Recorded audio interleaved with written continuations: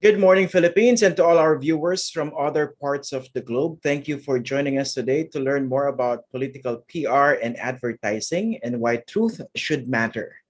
Now, even before the official election campaign period begins, the matter of delivering true, honest, and accurate profiles on candidates and their plans has become crucial.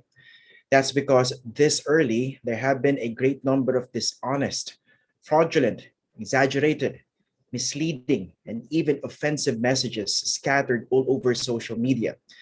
Now, even the truth about the survey findings on who are leading have become doubtful due to the state of the art interventions with hardly any regard for ethics. Welcome to the fourth installment of the National Forum on Communication and Democracy, Philippine Elections 2022. Our topic for today, of course, is Truth Well Told, Political PR and Advertising. I'm your host, Christian Esguerra. I'm a news anchor at the ABS-CBN News Channel. I will be here to serve as a moderator for today's program, which may also be viewed via live streaming on YouTube at the TVUP channel, as well as on the TVUP and the Philippines Communication Society Facebook pages. We'll also have some live tweeting, so please use the hashtag PCS Forum Series with your posts. Now, before we begin, let us acknowledge the following. We'd like to thank the University of the Philippines System, the Office of the Vice President for Public Affairs, Philippines Communication Society, the UP Information Technology Department Center, TVUP, the Internet Television Network of the University of the Philippines, and everyone who has helped to make this forum series possible.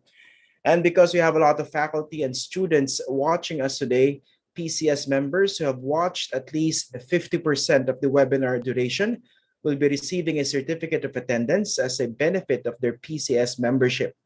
If you have not applied for a renewed your membership yet, this is your chance to be part of the premier organization that represents the communication discipline to the Philippine Social Science Council. Now, the online membership form is available on the PCS website. That's philscomsoc.org/membership.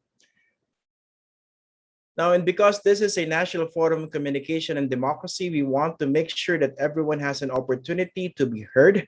So we'll be using Mentimeter so that our viewers on Facebook and YouTube will also be able to participate.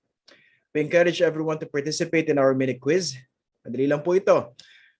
Your answers will be discussed during our panel discussion later on, and you will also see how the other viewers have answered. Okay? Again, all of our viewers, including those on Facebook and YouTube, please open your browser and go to menti.com and fill in the Menti code 47657474, or simply scan the QR code on your screen. Okay.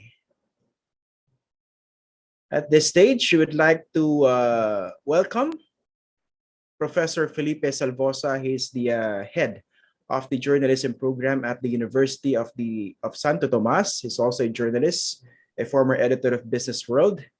He's now the editor-in-chief of the online site, or the news site, press1.ph. Okay, we'd like to welcome Professor Felipe Salvosa to give us the opening remarks. Good morning, Christian. Good morning, everyone. May nagsabi, truth is the first casualty of war. Is it the same thing during the elections, with candidates employing an army of PR writers, publicists, ad bookers, and campaign strategists working on focus group messages? And with the advent of social media, carefully curated public images. And if there are armies battling against each other, including troll armies, applicable na rin ba ang war analogy? And if it's war, alam naman natin ang sinabi ni Sancho about it, no? All war is deception. Now, truth in PR and political advertising. We in PCS believe this is a very important topic in the 2022 campaign about to kick off. Pagkakataon na rin ito to clear the air. Kung ano ba talaga ang gawain ng PR at advertising sa halalan. Ito ba ay ang ipanalo ang isang kandidato at all costs, even at the expense of truth? This is the fourth webinar under the National Forum on Communication and Democracy, Philippine Elections 2022, which we hope will contribute to the elevation of the national discourse on this touchstone of our democracy.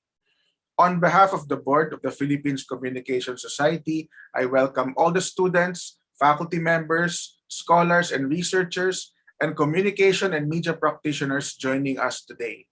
We invite you to engage with our resource persons, tanungin nyo sila mamaya sa Q&A, at mag-post din kayo sa social media ng inyong mga opinion o saloobin.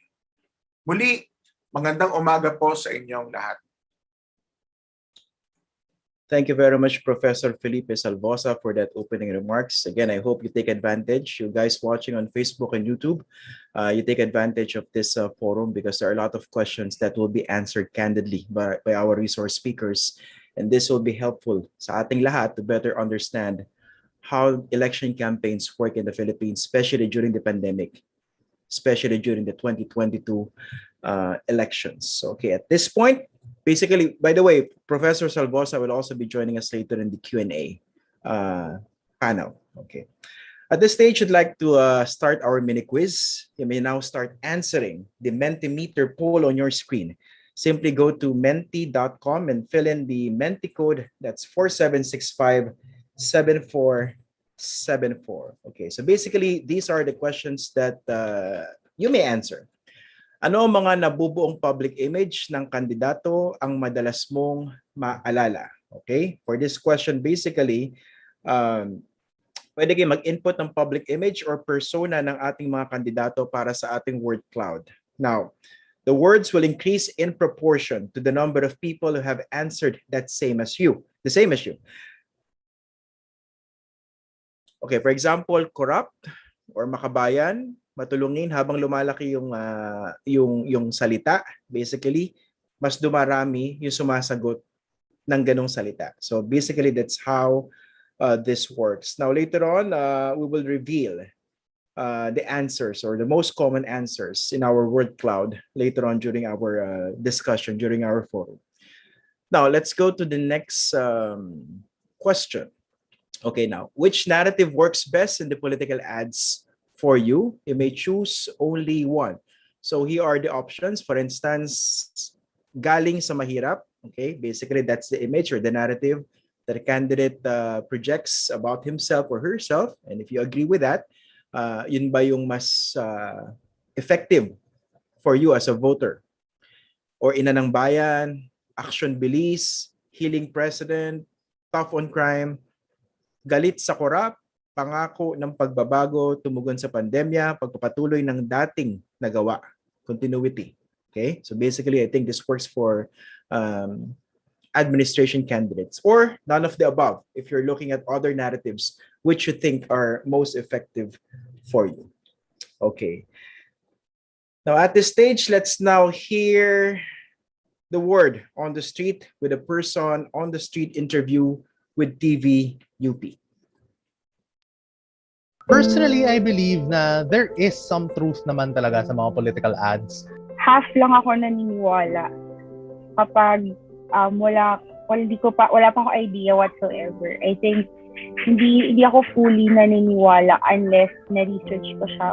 Yung iba, makatotohanan naman, pero some of it, more on marketing. Kasi usually ang ads naman to promote either products or services o tao mismo like sa election.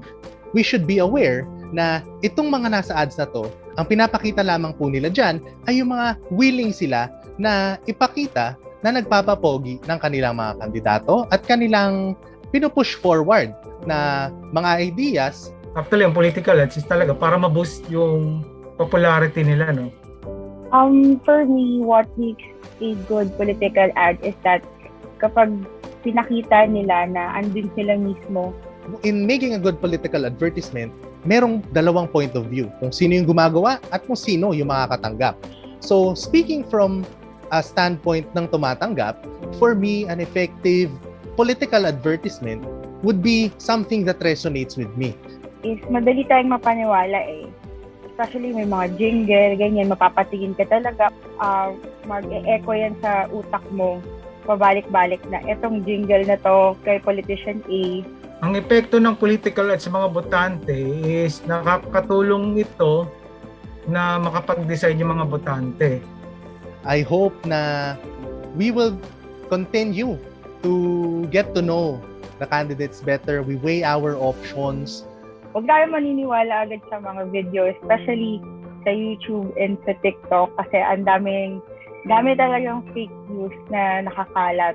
But at the end of it all, ang pinaka-importante dito pa rin is kapag bumoboto tayo at ang makikita natin ay itong ads na to on how it shapes our votes, yung end goal pa rin natin is to have a better future, of course, for our country.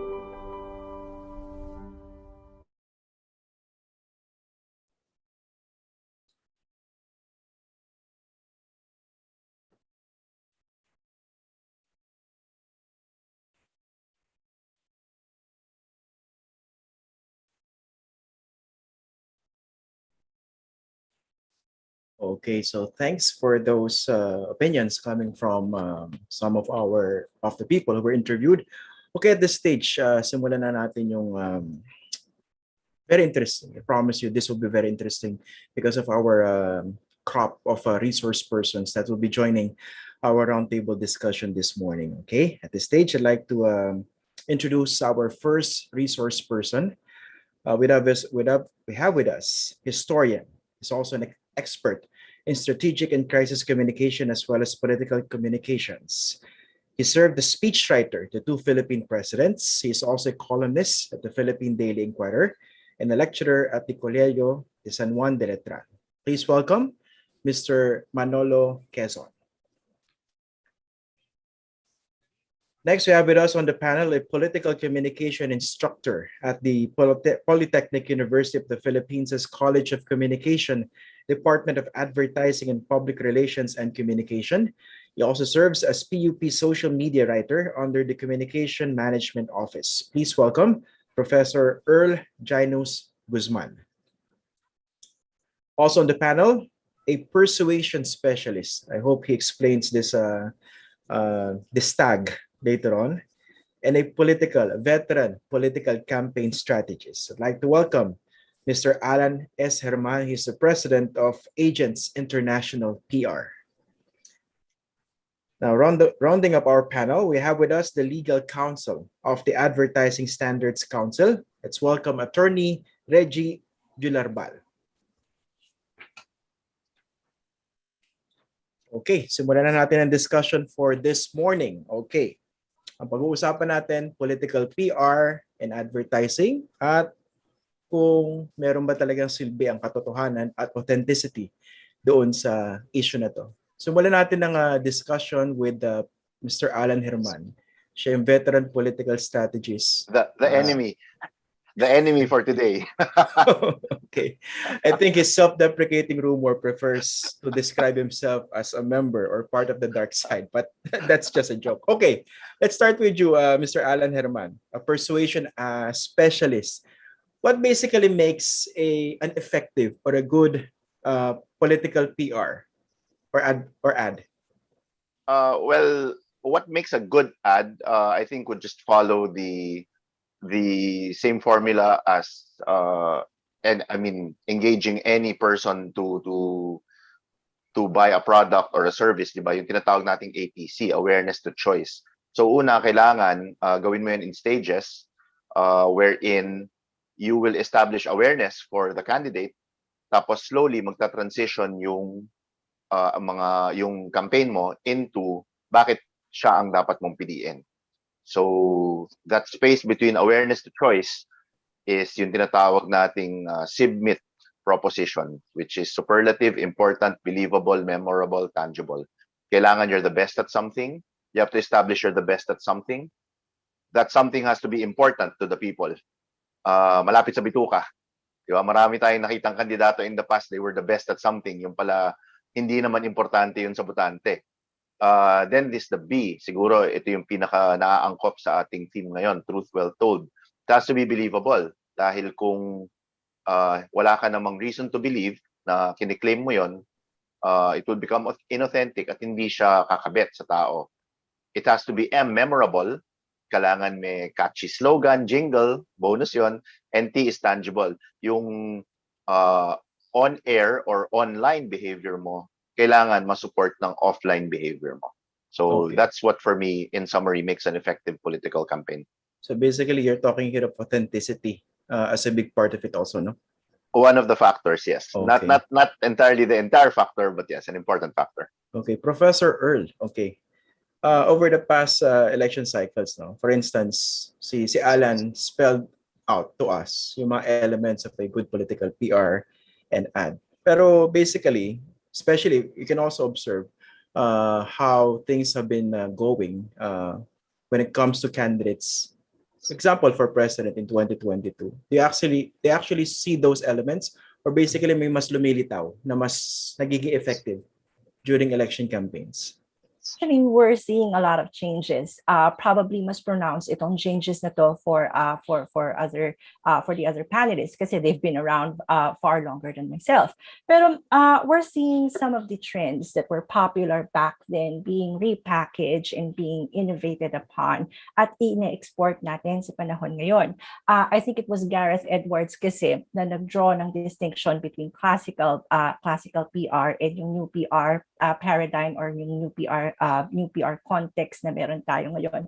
And some of the tactics that worked before, such as like creating monikers para dun sa candidate. For example, I think it was Ramon Magsaysay who carried the moniker The Guy, if hindi ako nagkakamali. So yung mga tactics na ito, they were effective back then, pero nakikita din natin sila ulit ngayon. Like for example, I think it's Mark Villar who uses the moniker The Builder.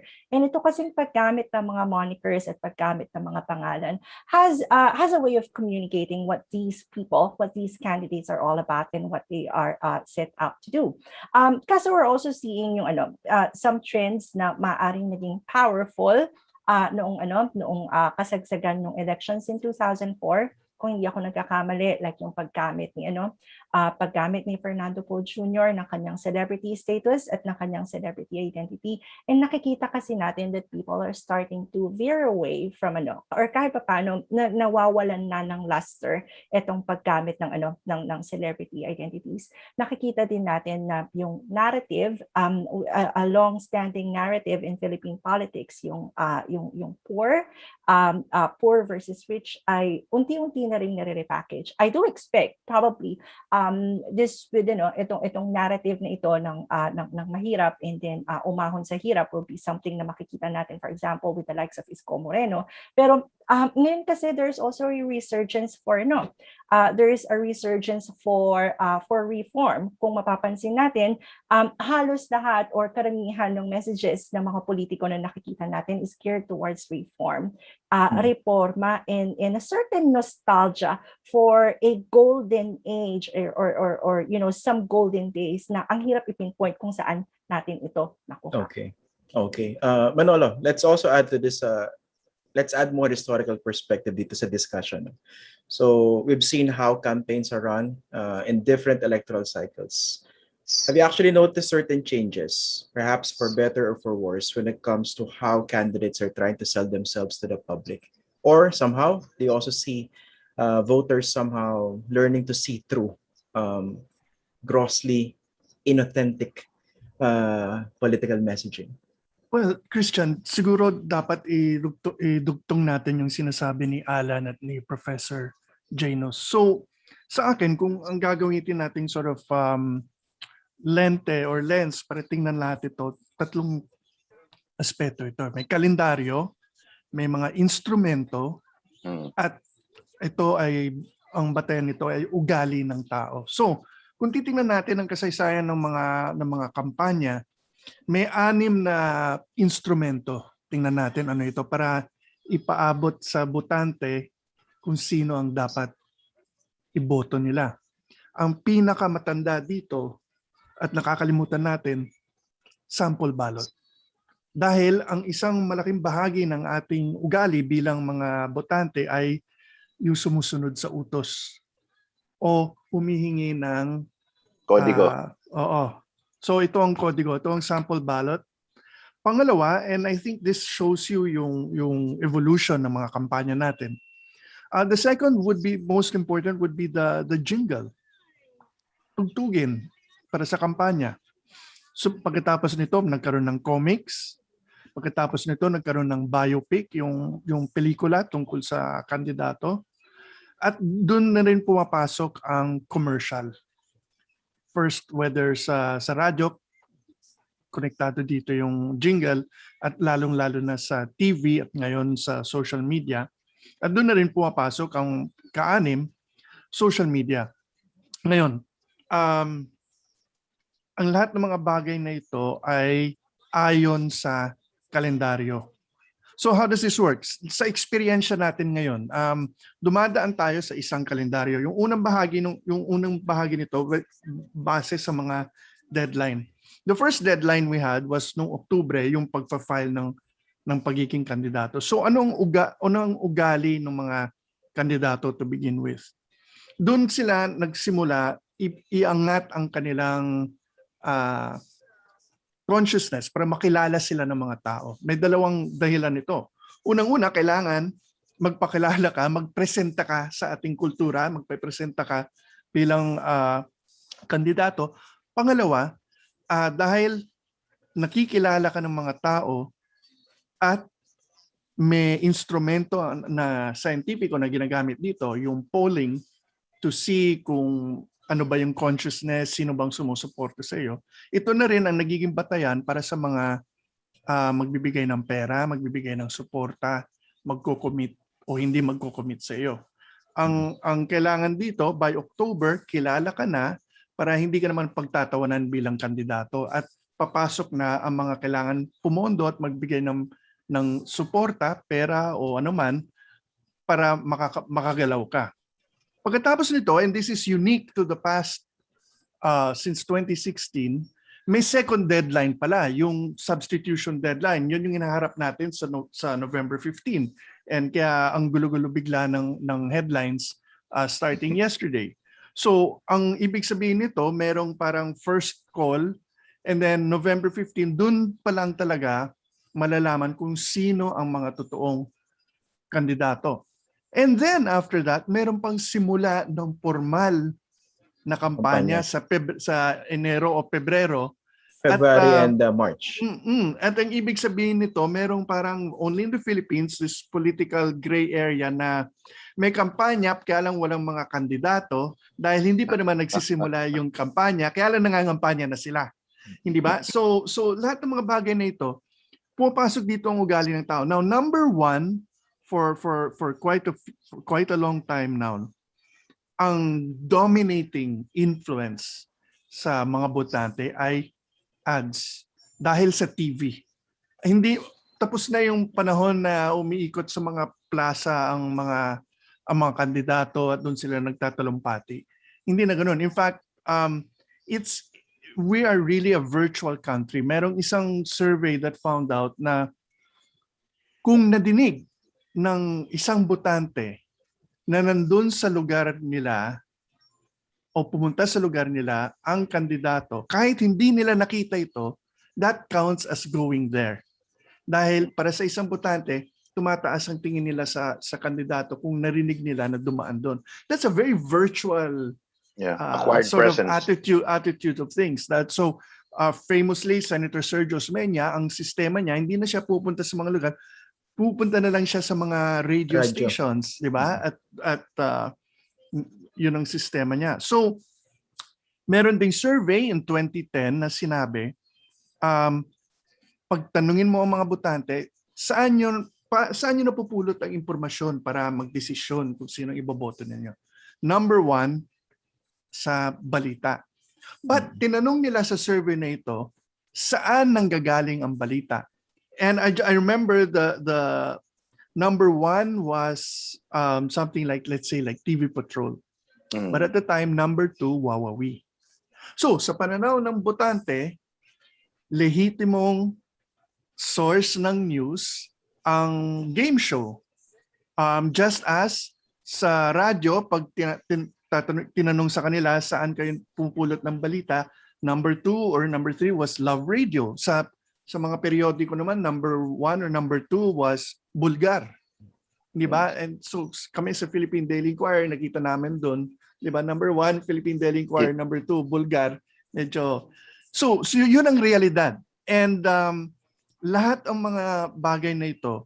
Ngayon, sa kultura din natin, alam natin, merong kaugalihan na formal o para sa mga kaganapan katulad nito. Disente, mahinahon, but meron ding ugaling yung bakbakan sa kalye. So, ang ginagamit na lengguwahe, nag-iiba na rin depende kung saan nagbubungguan ang mga nangangampanya. Okay. So, sa interview, kailangan statesman-like ang kandidato but may mga trolls. Kailangan maganda mga sinasabi at positive ang mga ads. Ngunit sa social media, doon sinusubukan ang paninira at kung nagiging viral ito, tatawid naman ito sa media, magiging bahagi ng balita at magiging issue sa kampanya. But walang koneksyon sa kandidato dahil hindi naman sila ganung klaseng tao, hindi ba? May deniability, no? So, may distancing. yun ang parang may formal, informal, merong very idealistic and very practical approaches. At lahat ito nagmi-mix and over the years, ang nangyari is the total domination of TV, number 1, and ngayon nakikita natin ang shift from TV to social media. Okay. Maraming salamat, Manolo, sa pagtatahi ng koneksyon. Masarap pakinggan kasi natahi. Alan. By the way, I'll just dovetail that. Even in the Philippine Daily Inquirer, within the publication, ang lumalabas na source of news ay yung column ni Dali Ann Carvajal, who's a dear friend of mine, by the way. Pero alam natin na si Dali is a showbiz columnist. Yeah. Pero just tracking back to yung napakagandang point ni Manolo, ang public hindi nila makita yung distinction between what is straight news and what is perhaps a secondary source of news or even a tertiary source of news. Okay. Magandang take off din yung before for my next question kay Atty. Rejie, no? I think ang term na uso ngayon yung bardagulan, tama ba? Yung nagbabakbakan kahit napaka-prim and proper in front of the camera, pero on the ground bardagulan. Okay. Gusto ko siyang i-dovetail dun sa topic ng i-connect dun sa topic ng negative campaigning, Atty. Rejie, no? Nakita natin to sa kalye, ang kampanya, madumi, di ba? Pero sa TV, sa radio, mga disente, supposedly tumatakbo. Of course, President Duterte somehow changed or threw away the conventions in 2016. Yung bastusan naging effective in a way. Dito po, let's put in context yung negative campaigning. Ano ba yung sinasabi po ng batas? Bawal ba siya o pinapayagan? At i-connect po natin siya rin sa kultura ng mga botante kung acceptable ang negative campaigning o hindi. Kung titignan natin ang batas, it appears to allow negative campaigning. Kasi if the campaign is defined as influencing for or against. So pag against, it can include negative campaigning. So yun ang sa tingin ko sa batas. At so nandun na yung paninira sa kalaban as a means of projecting oneself, reverse. At kung minsan din, as you were saying, gustong-gusto ng tao yung siga ang dating mo. Lalo na sa mga issues involving crime, etc. Kailangan matapang ang dating. Related to advertising, yung Ad Standards Council and even the broadcast companies or networks, hindi nila ni-screen as a general rule yung political advertisements kasi it's part of protected speech. At ayaw namin ma-perceive na pag nag-screen kami na pabor kami o against kami sa isang kandidato. Okay. Kaya political, yes. Pero ano po yung limits? Let's say, allowed technically, even the COMELEC said, allowed ang negative campaigning in the Philippines. Although culturally, voters might frown upon that kind of practice. Pero ano yung limits? Let's say ako kandidato, gusto kong mangampanya against a fellow candidate, ano yung limits na pwede kong gawin? Tapos meron ba siyang certain ethical standards na maliwanag na dapat sundin? Kung tutuusin, the limits are the laws on libel. And if the network or the broadcast station looks at it, there are certain ethical standards. But again, nasa network yon o nasa kandidato kung hanggang saan niyo itutulak yung kanyang posisyon. Okay. Christian, I'd like to just add on to some points raised kanina. Dalawa kasi ang nakikita kong malaking influence sa pagbabago ng landscape sa campaigning.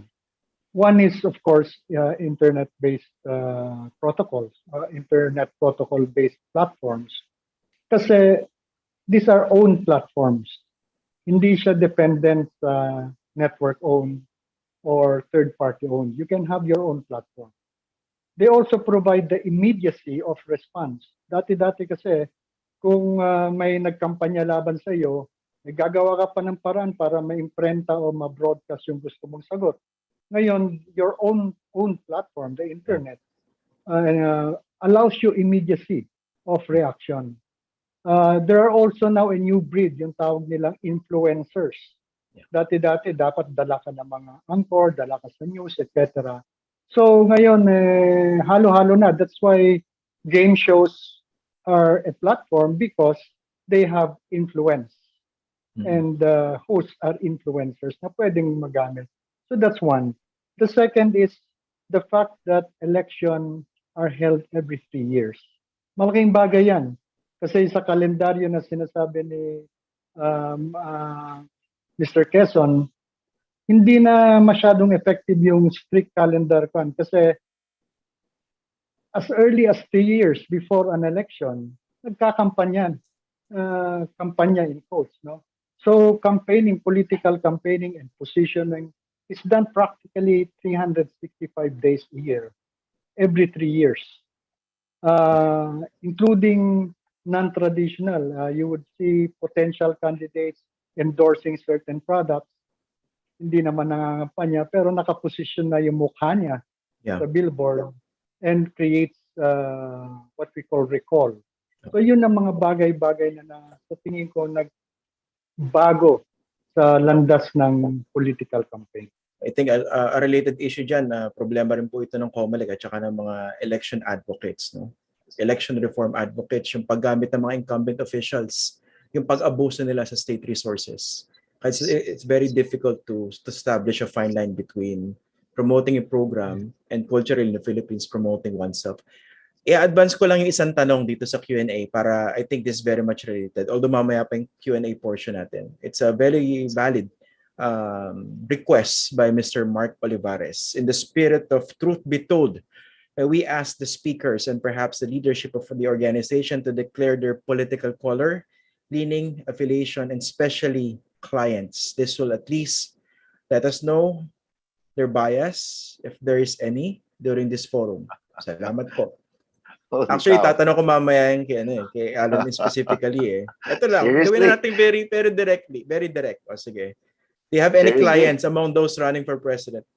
Well, as very nicely laid out by Manolo a while ago, hindi pa ako pwede tumanggap ng presidential candidate dahil hindi pa klaro yung landscape. Sa November 15 pa yan.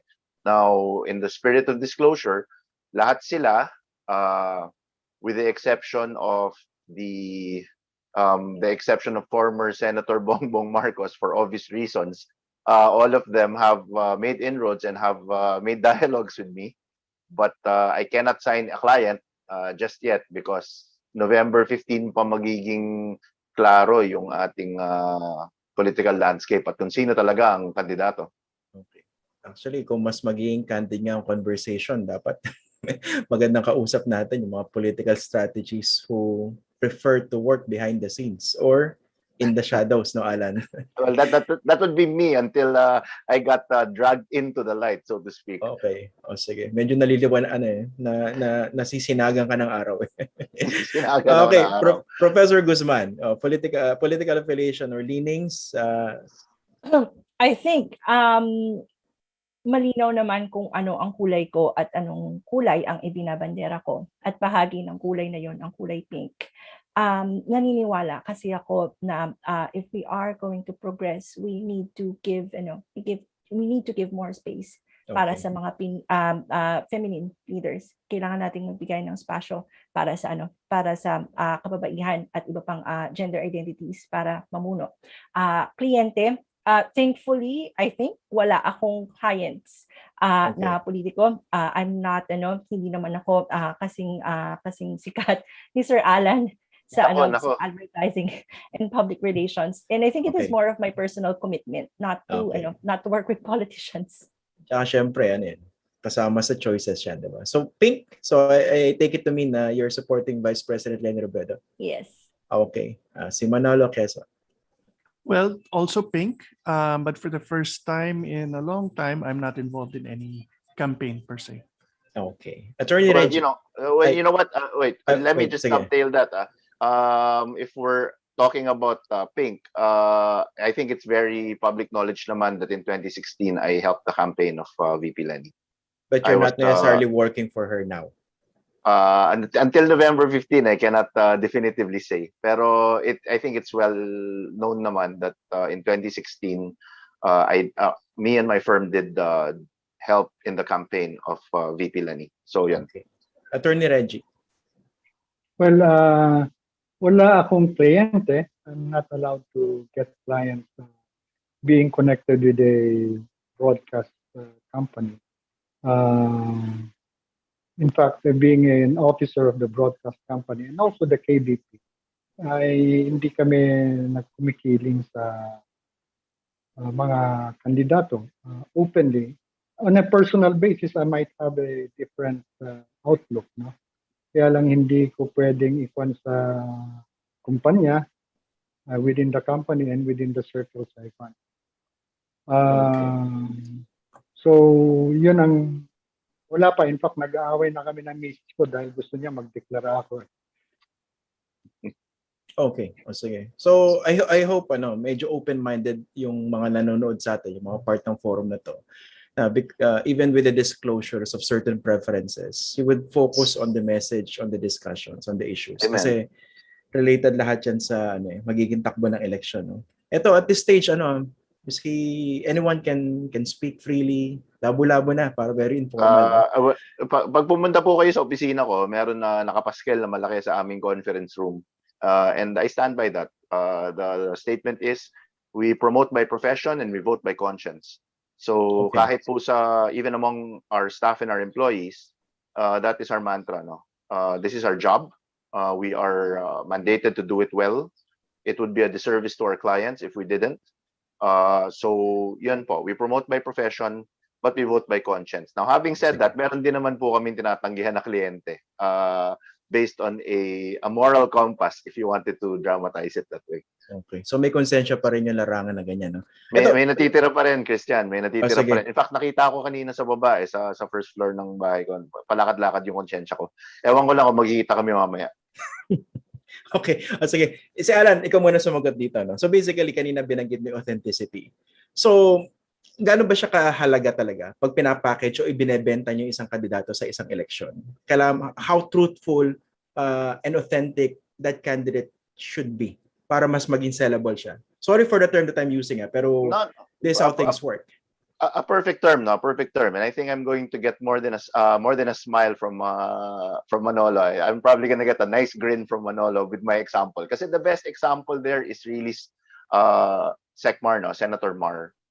I love him dearly, but I think that is the best example kung gusto mo talagang i-crystallize yung nangyari. Kasi nung Best tumakbo siya, negative example. Best negative example. Yes. Best example of what not to do, di ba?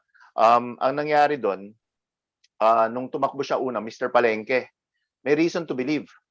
Sobrang authentic yung message kasi he was he was very, very much involved in the Palenque operations as DTI DTI.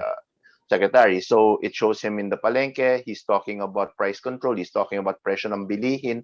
Kabit na kabit at napakalapit sa bituka. So si Secmar, ang may itatawag nating as I always say, di ba, tatlo lang namang klaseng kandidato sa Pilipinas. Gut candidate, heart candidate, or head candidate. Secmar is the perfect example of a head candidate. Aangat ang buhay ko dito, may plano, may solusyon. May magandang may magandang sistema ng patakbo. Unfortunately, for some reason, and I'm not saying, I'm not criticizing any team that did it, no, but nag-deviate yung messaging niya. Biglang they were trying to portray him as a gut candidate. Ano ba yung gut candidate? Idol. Yung pag nakikita mo, kinakawayan mo, gusto mo mag-selfie, ganyan, papalakpakan ng mga tao. That's not really Secmar's personality. But then they tried to, there was that, nagiging honest na rin naman tayo, there was that ridiculous ad of him playing basketball with Daniel Padilla, high five sila ni Daniel Padilla. There was an unreleased video of him, and you can believe, if you can believe it, him rapping with the likes of Jay-Z and Chris Lawrence. There was that thing, the worst part was that whole pajak thing, di ba? We're talking about an Araneta Rojas. This guy has never ridden a pedicab in his whole life. Sige. Although he is very down to earth, no? Sige, let me ask you a related question. Yung iba, you can also add to this, for instance, sige, talking about authenticity. Pero bakit lumusot dun sa pagkakataon nung tumakbo si President Duterte? Hindi siya mahirap, right? Yes. Napakayaman ng pamilya niya. They built one of the most enduring political dynasties in the Philippines. Pero bakit sa kanya effective yon? Pero yung projection ng mahirap makamasa didn't work for Marojas. Okay. First, let me contextualize that. No, si PRRD actually did not run on a pro-masa. That wasn't his one nail. Yung tinatawag nating bed of nails versus one nail. Hindi yun ang one nail ni PRRD. Ang one nail niya was change is coming, militante, peace and order. Diba? It was really that change. In fact, maybe this is for a later discussion. That was not truth well told. That was not truth well told. Kasi change is coming, change is coming. Nung naging pangulo siya, anong ginawa niya? Sinisi niya yung administrasyon ni Pinoy. Di ba? Walang katigil-tigil na paninisi sa administrasyon ni Pinoy. Akala ko ba change is coming? Akala ko ba papalitan mo? But I'm getting ahead of myself. Okay. So, mas tumalab yun for PRRD because he wasn't really portraying himself as poor. In fact, his ads, if you review his ads, hindi naman siya yung kissing babies kasama yung masa, walking around in depressed areas. Hindi eh. It was all, and of course, we all know about his famous Christmas ad. Huling Pasko din na to. Di ba? It was always the tough guy, upakan ko yung mga kriminal, patayin ko lahat ng mga drug pusher, peace and order sort of thing. Okay. May dagdag lang. I remember. Sige, Attorney Rejie muna.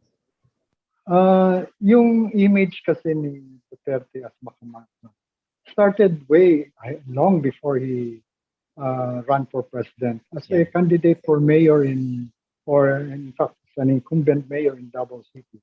Ganun na yung projection niya, makamasa.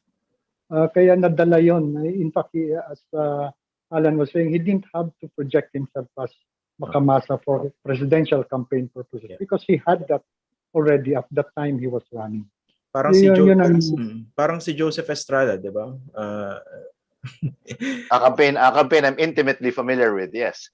Yeah, napakayaman. Pero syempre, because of the advantage of his being a movie star, no? So talagang people didn't realize na elitista, napakayaman din, di ba? Pero bumenta yung ganong image. Manolo, you were saying something? And he has very expensive tastes, huh? So anyway, sorry, go ahead, Manolo. Are you talking about but the again, truth? when you're talking about authenticity, the famous quote of Imelda comes to mind, di ba? Sabi niya, perception is reality, di ba? So yung whatever you believe to be the truth becomes the truth. So ang punto lang dito, pagdating sa pagpalapit na ang panahon ng kampanya, the first thing everyone is doing is in a sense market research. Ano ba ang hinaing ng mga botante? Ano ba ang hinahanap nila sa susunod na pamahalaan. And then, as Randy David said, wala na tayong mga partido. Wala na yung sistema katulad nung araw na may mga miyembro, maghahanap sila sa kanilang hanay kung sinong dapat maging kabayo nila sa karera. Wala na yung panahon na yan. What you have now are what Randy David calls political impresarios. Basically, yung magbubuo ng isang koalisyon, grupo, at maghahanap ng isang kandidato at yun ang ipopromote nila. Okay kung mananalo yung kabayo nila. What this means is usually maghahanap ng kandidato na pwedeng i-match sa pangangailangan ng panahon na yon. Of course, papasok na rin sa eksena yung mga gusto magpresenta dahil talagang gusto nila maging presidente, tapos hanap na lang ng paraan.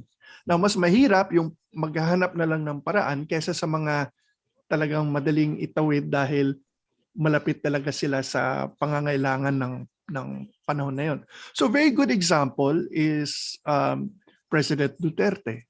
Dahil it was not a massa campaign. This was the revenge of the middle class. Yeah. At ang batayan ng kanyang kampanya, yung frustration ng mga nagkaroon ng pera para magkaroon ng sasakyan, kaya lang may traffic. At gusto nang magkurimentado sa kalye dahil may traffic at gusto nila ng kamay na bakal para ayusin yung problema na yon. And so on and so forth. At dahil doon, all he had to do was stick to that dahil konektado na rin sa dating imahe niya, yung nagmumotorsiklo. And this is an image that has been there for 20 years. At kilala hindi lang sa Davao. It was hard to connect this, let's say in the case of Mar Rojas, dahil he was the most difficult candidate there is yung continuity candidate. Dahil nasa balikat mo na rin pati yung mga pagkukulang ng nakaraan na rehimen. So mahirap talaga yon. And yung lahat ng mga ibang kandidato, their candidacies, Grace Poe and even Mayor Binay, ang pagtatakbo nila, ang tanong na gusto nilang sagutin, lumaki na ang ekonomiya, mas may kaya na tayo, ano na ang susunod? And then Duterte comes in and then changes the whole conversation at biglang wala silang may sagot. Now, that's the situation we're looking at now. But the main thing there is, remember, let's keep coming back to the point of this whole discussion. May role ba ang katotohanan sa kaganapan ngayon? Yes and no. Dahil yun nga, without, parang dapat it should be as easy as a Rotary Club 4-way test. Is it the truth? Is it beneficial to all concerned? Etc. etc. But dahil iba-ibang mga tribo tayo, iba-iba ang mga dinadala natin sa mesa pagdating sa expectations or mga hinahanap natin sa mga kandidato, iti-tailor fit ito sa lahat ng mga maliit na tribo na ito. And so, you're not necessarily lying, but you can sort of tailor fit it to your particular audience. Okay. Just to add Earl, lang, doon sa sinabi ni Sir Manolo, I think why this worked for President Duterte ay combination din of how he took advantage of the disgruntlement market that we have now. It's similar to what Trump did sa US. Here you have people who are fed up with the establishment. Here you have people who have been disgruntled and have been failed by the promises of the past. And now here comes a person who is seemingly willing to save them from this predicament by using by being so brazen and being so bold and in using street language in a way na i-separate kasi, or at least nagawa ni President Duterte na ipakita ang sarili niya as an outsider doon sa establishment. I am here to overturn itong existing status quo natin. Look at me speak. Tignan niyo ko kung paano magsalita. I don't respect the establishment at all. And that is something that we want to change, or at least ganon yung naging positioning niya. It also helped, I think, from an expectancy violations perspective na ang expectancy kasi ng tao from a president is someone who is dignified, someone who is respectable. Kaso here comes someone who abandons or at least tries not to fit doon sa mold na yun, and people resonated with it.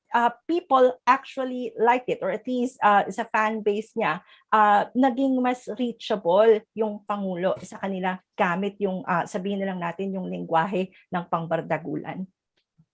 Okay. Christian, can I just add something? Go ahead. Because Sige. meron ding tanong dito by Romel Lopez, which how does this drama on substitution affect the credibility of candidates in the eyes of the voting public? Now, I want to bring this in because konektado ito sa pinag-usapan natin. And the basic fact is, ang media ang susi sa kampanya. Dahil, syempre, depende sa news, doon ang magdidesisyon ng botante. Now, how does the drama and substitution affect the credibility? Not at all. Because drama nga ang punto dito. Naimbento itong whole drama of papasok ba at magpapalit or whatever. Kaya nga, para maging exciting ang unang bahagi ng kampanya. And because of this, yun na rin ang magdidikta ng coverage.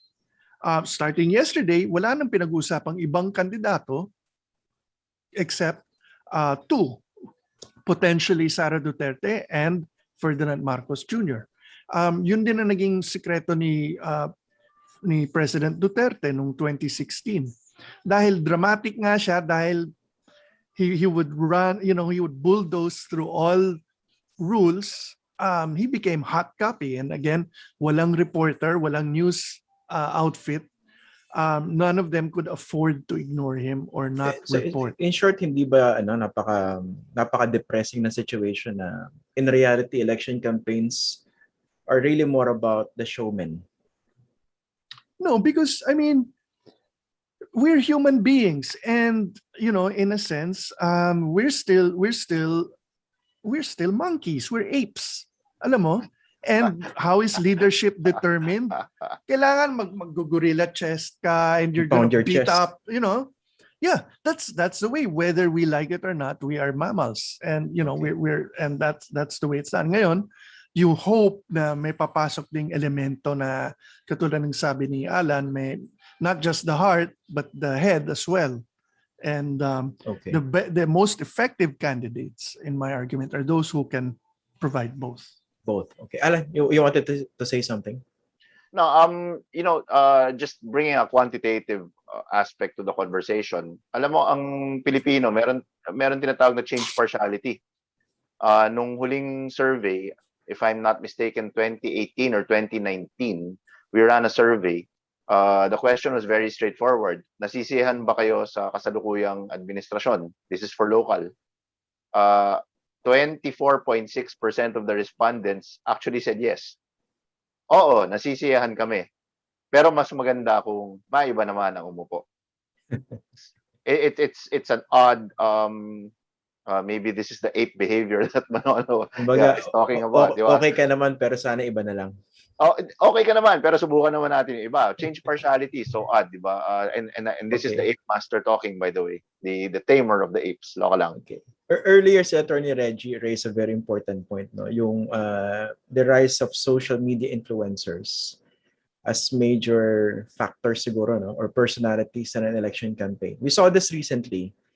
Yung mga tumatakbo sa pagkapangulo, karamihan sa kanila, bago sila nag-file ng COC, nagpa-interview muna kay Tony Gonzaga. And of course, you could not blame them, di ba? Why would you pick being interviewed in a talk show or by a journalist? Mas maraming followers si Tony Gonzaga. And of course, Tony Gonzaga has millions of subscribers. Atty. Rejie, so yung ganyang situation, how do you help voters? How can we help voters actually better understand or see through candidates if most of us are seeing them through the lens, through the puff questions of social media influencers? It's a difficult question, Christian, because social media is really an animal that's so difficult to predict kung minsan maging viral, kung minsan hindi. Pero I think to counter influencers, you need a group of influencers also. Labanan ng influencers yan eh. Sa broadcast, radio at television, labanan ng rating. Kung na-interview sa kabila at gusto mong maghanap ka ng katapat nun. Ganun din sa social media. And by the way, traditional media, radio and TV broadcast have also shifted towards or adopted the social media platforms as part of their extended platforms. Okay. So, very important yung sige, may related question po ako dyan, Attorney Rejie. So yung mga journalists ngayon, they're trying to harness now the advantages of social media.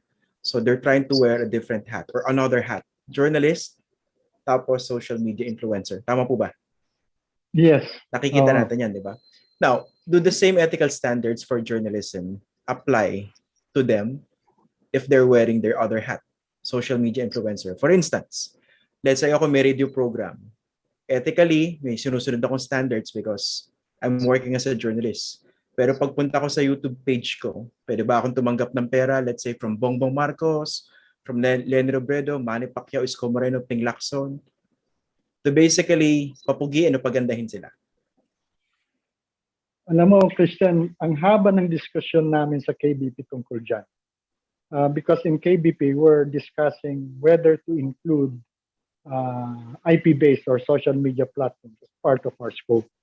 And the conclusion we reached, we haven't codified this yet, but the conclusion we reached is if you are a KBP member, a broadcaster, and you extend your presence in social media, you should be subject to the same ethical standard. You can't have two standards. Dapat, kung anong ethical standards mo as a broadcaster, ganun din sa social media platform. Otherwise, we'll have a crisis of schizophrenics who is one persona in broadcast and another persona in social media. So ganun ang naging conclusion. By the way, Mr. Quezon brought up kanina in the survey, Love Radio as one of the top. Love Radio is an FM station. It's not a news and public affairs. Pero they have a set of influencers. Kaya dun lumabas yun. It's not even the traditional broadcast, but in the social media platforms. Okay. Anybody would like to add to that? Yung issue ng na influencers, tapos Professor Guzman, or would you like to add to that? Sa influencer kasi, this is a shift na nakita natin sa sa pag-usbong ng social media.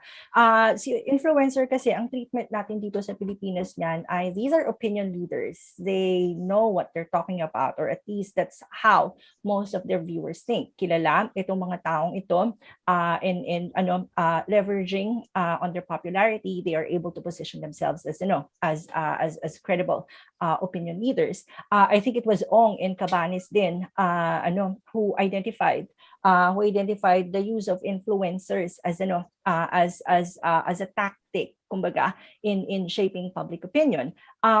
Ang kaso, ito kasing paggamit ng influencer is something that political communication has imported from PR. Ang paggamit kasi ng influencer is from kung hindi ako nagkakamali, marketing, advertising and public relations ito. It's something na inimport na lang sa sa political communication later on. At least yung celebrity rather influencer as we know them today, yung may mga Instagram accounts, may mga YouTube channels, and this becomes problematic kasi we somehow, or at least in this post-truth condition that we have created, we have somehow made it or at least it appears to a lot of people na si influencer at si journalist, kung pareho man silang magbalita, pareho silang credible and pareho silang truthful, when in fact it's not. Alam natin na hindi totoo ito. Bakit? Journalists have to adhere to certain and strict codes of ethics. Merong strict standards na sinusunod ang mga journalists. Wala namang sinusunod na code of ethics ang mga bloggers. Pero pag nag-cover sila ng balita, does that make them online journalist Very, na ano yan, mahirap, di ba? Very good point yan. Siguro idagdag ko lang bago ko gusto mong magsalita ni Manolo. Yung just to flesh out yung sinasabi ni Professor Guzman. Ako din, after Manolo. Journalists are bound by strict ethical standards. Of course, syempre nababali siya paminsan-minsan, okay? For example, as a journalist, hindi ka pwedeng tumanggap ng pera, let's say, kay congressional candidate Alan Herman para interviewin mo siya. And then he would end up controlling the questions. Ito na itatanong mo sa akin, etc., etc. Pero pag YouTuber ka, a term, I haven't come to terms yet, di ba? YouTuber. Walang ganong rules, di ba? You can accept money from these candidates and then they would dictate how they are supposed to be interviewed. That's one example. Manolo, you wanted to say something? Yes. Ibalik lang natin yung usapan. Ang pinag-uusapan natin dito, influencers, may connection ito sa katotohanan o ang katotohanan ng botante. It is not the truth that the candidate is bringing, but whether the candidate is reflecting the truth of the voter. Dahil ang punto ng kampanya, dalhin ang botante mula sa indecision sa ballot box kung saan niya ilalagay ang pangalan ng kandidato. So, in that journey, I think we have to remember na gusto lang natin marinig ang alam na natin. And this, I think, is very much reinforced sa social media. Confirmation bias. Oo, merong the question is, yung mga kaganapan sa social media, will it change minds? Or there's another way of thinking which I subscribe to, which is dahil hindi mo naman kailangan ang majority para manalo bilang presidente. Kailangan mo lang ng minority na mas malaki ng konti sa mga ibang minority. Dahil wala, sa buong kasaysayan ng Republika natin since 1987, walang naging 50% plus 1 na presidente. Basically, so, plurality. Yeah, it's a plurality. So it's a different game from what the older generation used to think. In that case, kailangan mo lang, and that's why earlier I was saying, maraming mga maliliit na tribo. Kailangan mo lang hanapin yung mga yon at ipulong sila para pumunta sila at iboto ka. Which means the wonderful thing about social media is you can really segment your message, and then you can really say what the voter wants to hear para maingganyo siya na bumoto. Now, then it comes to the point that saan ba tayo nakikipag-usap? I think there was a recent survey on our online behavior, and if I'm not mistaken, one of the findings was ayaw natin pag-usapan masyado ang eleksyon at ang politika sa mga kaibigan natin o sa mga kamag-anak natin kasi magdudulot ito ng away. But we like to talk about it with people on forums na ganun na rin ang kanilang kaisipan. In other words, we like to reinforce each other's bias. The cult of belonging. Cult of belonging. Oo, at out na ang pamilya, out na ang barkada. In na ang influencer dahil siya na ang nagiging parang spokesperson ng pananaw mo, and dun lumilitaw ang kanilang kapangyarihan. Sige. May gusto idagdag si Alan, no? Pero bago yon, may idadagdag akong tanong. Baka pwede mo rin siya i-cover, no? I think a related issue na sinasabi ni Manolo, yung this came out in a study recently, I think by Jonathan Ong and other researchers. Yung focus also on Viber groups, yung micro-targeting. For instance, 'di ba, merong Viber group yung mga lola, yung mga lawyers, mga magkakabarkada, hahanapin yung pinaka-credible na tao rin sa Viber group at pag siya nagsabi, eto okay iboto, basically nagkakaroon ng following. No? So hindi na siya mass targeting, talagang very very, very micro. So Alan wants to add something, pero pwede mo rin sagutin tong question, no? Ang ginagamit mong term, hindi troll farms. I remember you correct that before. Hindi na uso yung troll farms. Hindi na uso yung troll farm. Ginagamit mo wraith accounts. Okay. My question is, can candidates actually afford to run a strong campaign without employing wraith accounts, yung mga multo on social media? Local, definitely. Absolutely. In fact, sa mga kliyente ko, I have more local clients than national clients, no? We actually do a cost-benefit analysis on SMOG. What is SMOG? That's Social Media Operations Group. I will actually tell my candidates, going back to Manolo's point, no? Ano lang yan eh, magic number ang tawag namin dyan. Ika-calculate mo lang yung magic number. Kung ilang boto ang kailangan mo statistically, we have 3 different software to validate that, to come up with that number. Kami, yung kumpanya namin. And then, pag nakuha mo na yung magic number, then you will work backwards. Kasi ang conversion ng social media, maliit let's not treat social media like the magic genie that will change elections and really supplant everything that has come before it. TV pa rin. Yes, boss, it is momentous in scale, pero awareness lang ang tinitira niya mostly. Ang conversion rate ng social media nasa 8 to 11% lang, maliit. Lalo static social media. Pag static lang yung social media mo, meaning to say pictures mo lang, yung mga posters mo lang, merch mats mo lang ang pinapakita mo sa Facebook page mo, that's closer to 5 to 6% lang. So very, very low ang conversion ng social media. Even lower for the micro targeted groups that you were mentioning earlier, Ian, and I'm familiar with that study of Dr. Jonathan Ong, no? Oh, hindi pa pala siya doctor. Doctor na ba siya? Oh, doctor na. Tama. Doctor na pala siya. Big shot yun. Big shot na. In fact, I think he's running a seminar right now, even as we speak. So, familiar ako doon. Nako, ang micro-targeting napakababa sa local. Sa national scale. Local gumagana siya. So, Cavite Riders, meron silang sariling Viber group. Yon, pwede silang mag-uusap-usap for the local candidate. Malaki yung influence nun. Now, pag national, kailangan ba ng rate farms? Let's say you're running for president, senator, or vice president. 100%, yes. I recommend all of my national clients to have small My next question is, magkano? Magkano kailangan ilabas mo? Well, nako, wala akong kaalam-alam dyan. Ano ba yung... Ako lang. Topic natin, truth be told, Oo nga, truth be told.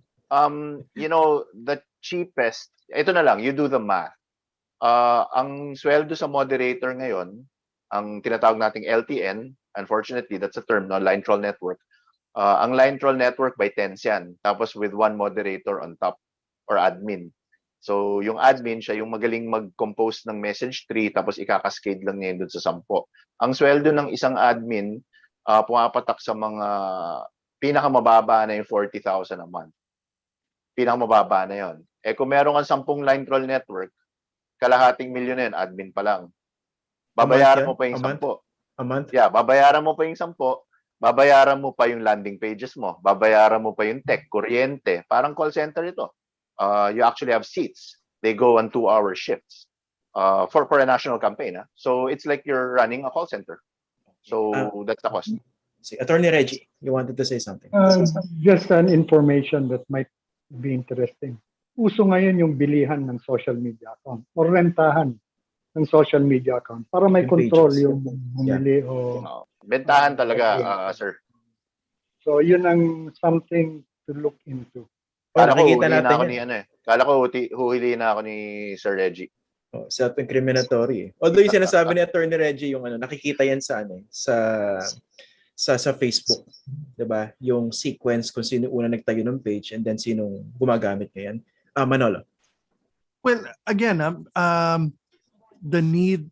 necessity is the mother of invention. So let's step backwards. Ang modelo para sa lahat, ALDAB. And I remember nung nagkaroon ng ALDAB phenomenon, pinag-aaralan talaga nito because it had many lessons that were later on applied to politics.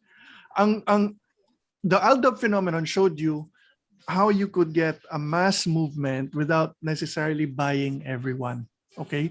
Because ang sistema nito, ganitong kasimple, may maraming mga maliliit na fans club. Yung mga fan club na yon were told to follow different certain number of accounts. May account na lalabas, let's say, at 7 or 8 in the morning, ilalabas yung hashtag. Pagkatapos nun, obligasyon ng lahat ng mga pinuno ng mga fans club na kunin yung hashtag at ibalita sa kanilang hanay. At may time na lahat, sabay-sabay tayo, lahat tayo magti-tweet ng hashtag na yon. At the same time, may parallel organization, yung mga nanonood ng mga grupo for compliance. nandun na rin yung mga meron sa kanila na ang job nila i-correct yung ugali o salita ng mga nagtitweet para they stay on message or to force compliance. And then meron mga tumitingin kung yung volume ayon sa kailangan nila para maging number 1 trending. Kung kulang pa, maglalabas sila ng message and then ikakascade na, oy, hanapin pa ninyo yung katropa natin. And then it reinforces because then there's a collective feeling of achievement within a very short time span. That's a dream idea, which is why mga fan clubs are now important politically because hindi mo sila kailangan bayaran. And they will do it and medyo may disiplina sila because the number one problem in any political organization is you can have all the volunteers you want, but kung hindi nila feel, kung tamad sila, hindi sila magkasundo, gusto nila ng debate, it doesn't help you politically. And therefore, yung mga practical, they will shift to, well, binabayaran ka, kailangan ka mag-perform, otherwise, tanggal ka sa listahan. So that is the battle that is going on. The dream of every campaign is to have enough motivated people na sila magsi-self-organize within the method. And but as Alan was saying, you don't leave it to chance. Now, again, ang punto dito, where is the truth in all of that? It is in the ability to motivate people na ang sinasabi ng kandidato ay sang-ayon sa pananaw ng mga gusto nilang i-motivate na mabotante. Which goes to another question here because yung sa gilid, and I just want to preempt it, which is, what is the role of the masa and all of these things? I think what social media is teaching you is yung dating pananaw natin na may mga kahon.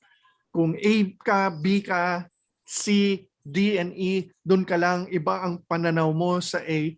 There is a cross, there are people in Forbes Park who used to watch Wawawi as much as the people in Tondo, etc., etc. So ang napapatunayan nito is yung, first of all, porous ang mga kahon if they exist at all. And because labanan ito ng paghahanap ng mga minorities, kahit malawak ang isang sektor, let's say ang D ang pinakamalaki sa ating lipunan, paghahatian naman yun eh. Hindi ba? Hindi naman sila bumoboto as a monolithic group. Maghahati-hati yun at merong mga D na pareho ang pananaw sa mga taga-Forbes and mga taga, condo and that sort of thing. And then that's what the campaigns are looking for. Okay. So, by the way, si Professor Julio Tehanqui before, he talked of these traditional lines in terms of waging campaign battles. Merong air war, merong ground war. Doon pumapasok sa ground war yung command votes. Of course, pumasok later on yung net war. Kasama rin yung social media. I'd like to ask Attorney Rejie. Kasi I think there's also still an agreement despite, kanina kinentextualize ni Alan yung talagang conversion capability ng campaign on social media. No? That we're not supposed to give that too much credit. Sabi mo, di ba? Parang gano'n. Well, don't get me wrong. In terms importante of siya pero hindi ganun kalaki.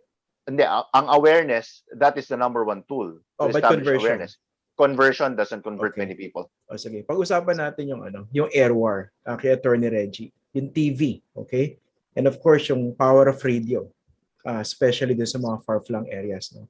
Ang tanong ko, Attorney Rejie, ano ba yung efforts na ginagawa over the years, kung meron man, to basically clean up news coverage, for instance, to allow truth to actually surface more than the lies during the campaigns? To be very strict about this, for instance, are there efforts to basically minimize influence or paid influence by candidates in the news broadcast para maiwasan yung mga paid anchors, paid journalists? Ginagawa mo na bigla ng bio yung isang kandidato. I mean, how do we address those issues? It is not KBP and ang function ng KBP or role in that is, of course, is to push ethical practices among its members. But it is mainly a network issue and concern.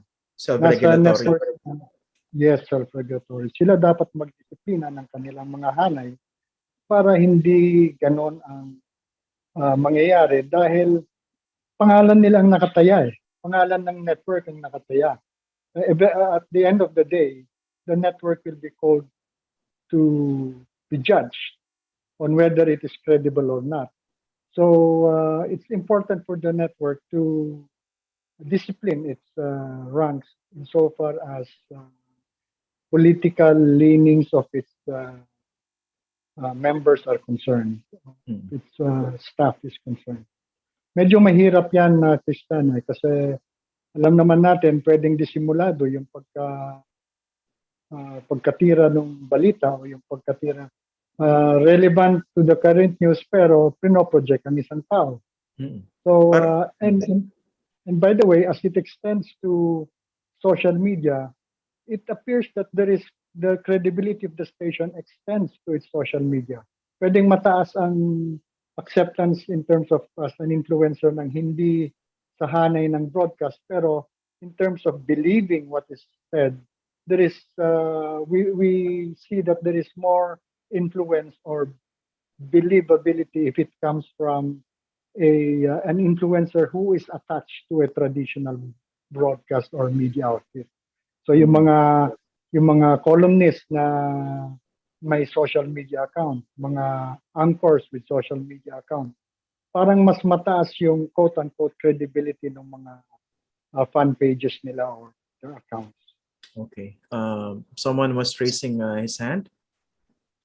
Manolo, you wanted to add? Huwag nating kalimutan na lahat ng media negosyo. Meaning that they have to earn money, and elections are traditionally used to be a gold mine for all media. Ang problema over the years, for example, some media becomes more dominant than others. So ang pinakamahalaga talaga, TV airtime. And I guess now YouTube airtime. Dahil merong limitasyon pagdating sa panahon ng kampanya, there are minutes allocated to each candidate. May quota ka at kung ka na lang babawas, and so kailangan pagpipilian mo talaga kung saan mo ilalagay. Now, this means that for the networks, they want business from everybody. If they're viewed as too biased towards any particular candidate, then yung mga iba hindi maglalagay ng ads sa kanila. Or if they do, then they're liable to get angry, which is what ABS-CBN discovered, diba? Because earlier, Attorney Rejie was saying wala namang limitasyon sa batas o sa mga patakaran ng KBP pagdating sa negative advertising. And we realized na ang limitasyon talaga, the law of libel is one, so pwede kang kasuhan. And number two, pwede kang gantihan. And that is perhaps the biggest incentive of all. The next reality there is competitive ang media. So let's say merong pinapanigan na kandidato ang isang media outfit, but if there's a negative story, there's a negative story because everyone is going to cover it. In which case, they can't ignore it because as Attorney Rejie said, lilipat ang audience kung nakikita nila na talagang sinisensor ng gusto. But on the other hand, it raises the temptation, especially for media na dehado sa current environment, which means for print and to a certain extent radio, because the audience of radio is going down, at least the national radio networks, because ang dami ng mga local radio networks and mas mahalaga ito. So I think that's in a sense parang may self-correcting mechanism yan because of the market involved. Okay, Alan, you wanted to add? Well, ako a couple of points lang going back to the earlier discussion points, no. First, ALDAB, let's not forget that ALDAB also gave rise to what is allegedly, purportedly, supposedly, narinig ko lang to sa kapitbahay ko, hindi ako nagsasabi nito, no. What is known as the ALDAB machine or the Israeli NZ machine. which is automated. That gave rise to that, no? That allegedly, supposedly, purportedly, hindi po nanggaling kay Alan Herman ito. That the ALDAB phenomenon was in part automated. In short, it was not organic. Part of it was organic, allegedly. Part of it was organic, and part of it was done with the aid of a nice machine from Israel called an NZ machine. In fact, in local parlance, we actually call it the ALDAB machine, the mythical ALDAB machine. Narinig ko lang ito, no? Ako, I've never actually seen one. Bali-balita lang, parang dinescribe lang sa akin ng mga ng mga fellow political strategists ko itong itong ALDAB machine na to. Pero Facebook actually cleaned up its algorithms. So hindi na pwede yung automation ngayon. Okay. That's one, ano. And then secondly, yung about the minutes, that's a great point. Sukat yung minutes. So ang ginagawa ng mga kandidato ngayon, since sukat yung minutes ng ad nila, there's nothing stopping them from, for example, Alan Herman, congressman. I have my traditional ad, which is a minute or 90 seconds, di ba? That will be taken against my time. But nothing is stopping me from getting an influencer and have a 30-minute vlog about bakit ko iboboto si Alan Herman, with not necessarily showing me, but just talking about me, etc., etc. Hindi yun binabawas sa oras ko. So ang saying namin, kasi nagagamit sa amin yan, yung mga kalaban naming kandidato, yan yung mga ginagawa. So our saying actually is, for every skyway, idaan mo rin sila sa lubak. What do I mean by that? Kung in-interview siya ni Tony Gonzaga, na puro softball ang bato, puro leading questions, kontrolado yung tanong, may production value, dumaan siya sa skyway, siguraduhin mo, dumaan din sa lubak. Siguraduhin mo, interviewin din siya ni Esguerra para dumaan din siya doon, di ba? So that, I think that is the responsibility also of media. Using that metaphor, Alan, paano kung the candidate can afford na hindi dumaan sa lubak kasi may pambayad siya sa skyway?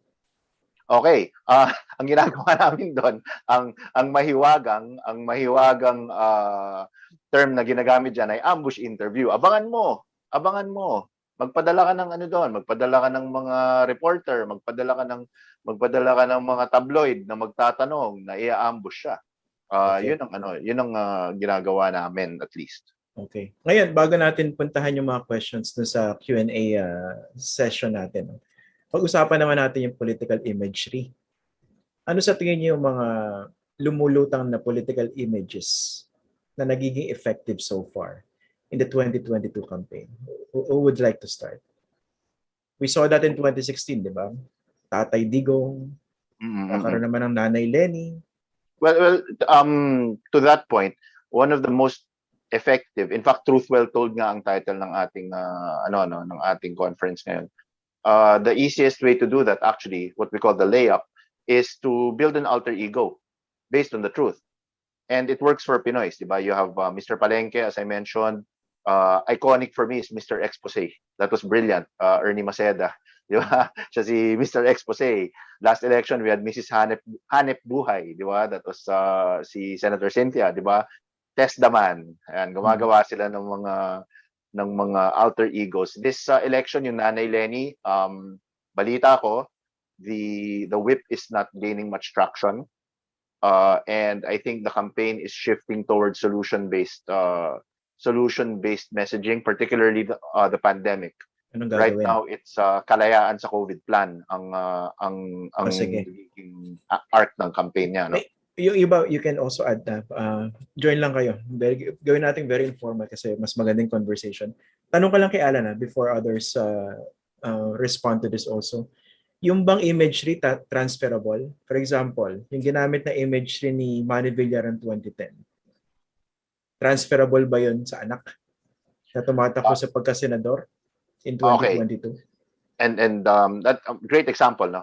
Number one, comment ko lang sa campaign ni Senator Manny, no? At that time, Manny Villar, at that time, actually that's a great case study. I actually give that as a case study in my talks. Kasi yan yung importante, kahalagahan din ng target market. Kasi it was late in the campaign when they realized that their campaign was resonating to non-voters, non-voting age. Masyadong bata yung campaign nila, the jingle, the naliligo sa basura, etc. In fact, there's a famous video of Chris carrying Bimbi. Di ba? Tapos nung tinanong siya, baby Bimbi then at that time. Tapos tinanong siya, sino in a rally of Pinoy, di ba? Sino ang pangulo natin? Bilyar. Di ba? Kasi nagre-resonate sa bata. So but that aside,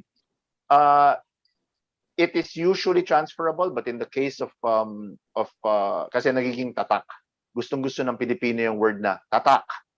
Tatak, insert last name. Tatak Esguerra. So that's how they will softly justify a political dynasty. It's a mark. It is our identity. Ang tatak serbisyo, tatak Esguerra. But in the case of the Villars, si Secretary Mark has adopted an entirely different arc. He's building on the build. See what I did there? He's building on the build.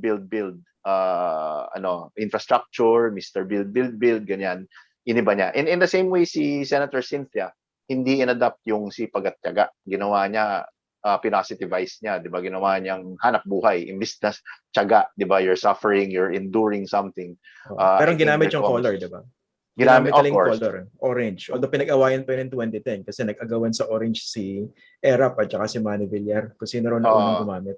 But that's a function of feng shui mostly. Sa experience ko bilang isang political strategist, again, when we're talking about moments of truth, kasama dyan yung kulay, 100% of my clients don't give any meaning to the implications of the color, what it symbolizes or represents. Usually what they do is, ano bang sabi ng feng shui? May I add? Attorney Rejie. Yung point ni Alan kanina, yung solution-based image. No? May term kaming ginagamit political advocacy. Oh. Yung communication line ng kandidato is they attach themselves to a certain advocacy as a solution to problems. In fact, related yan sa sinabi ko na maaga pa lang, hindi pa lang politikahan.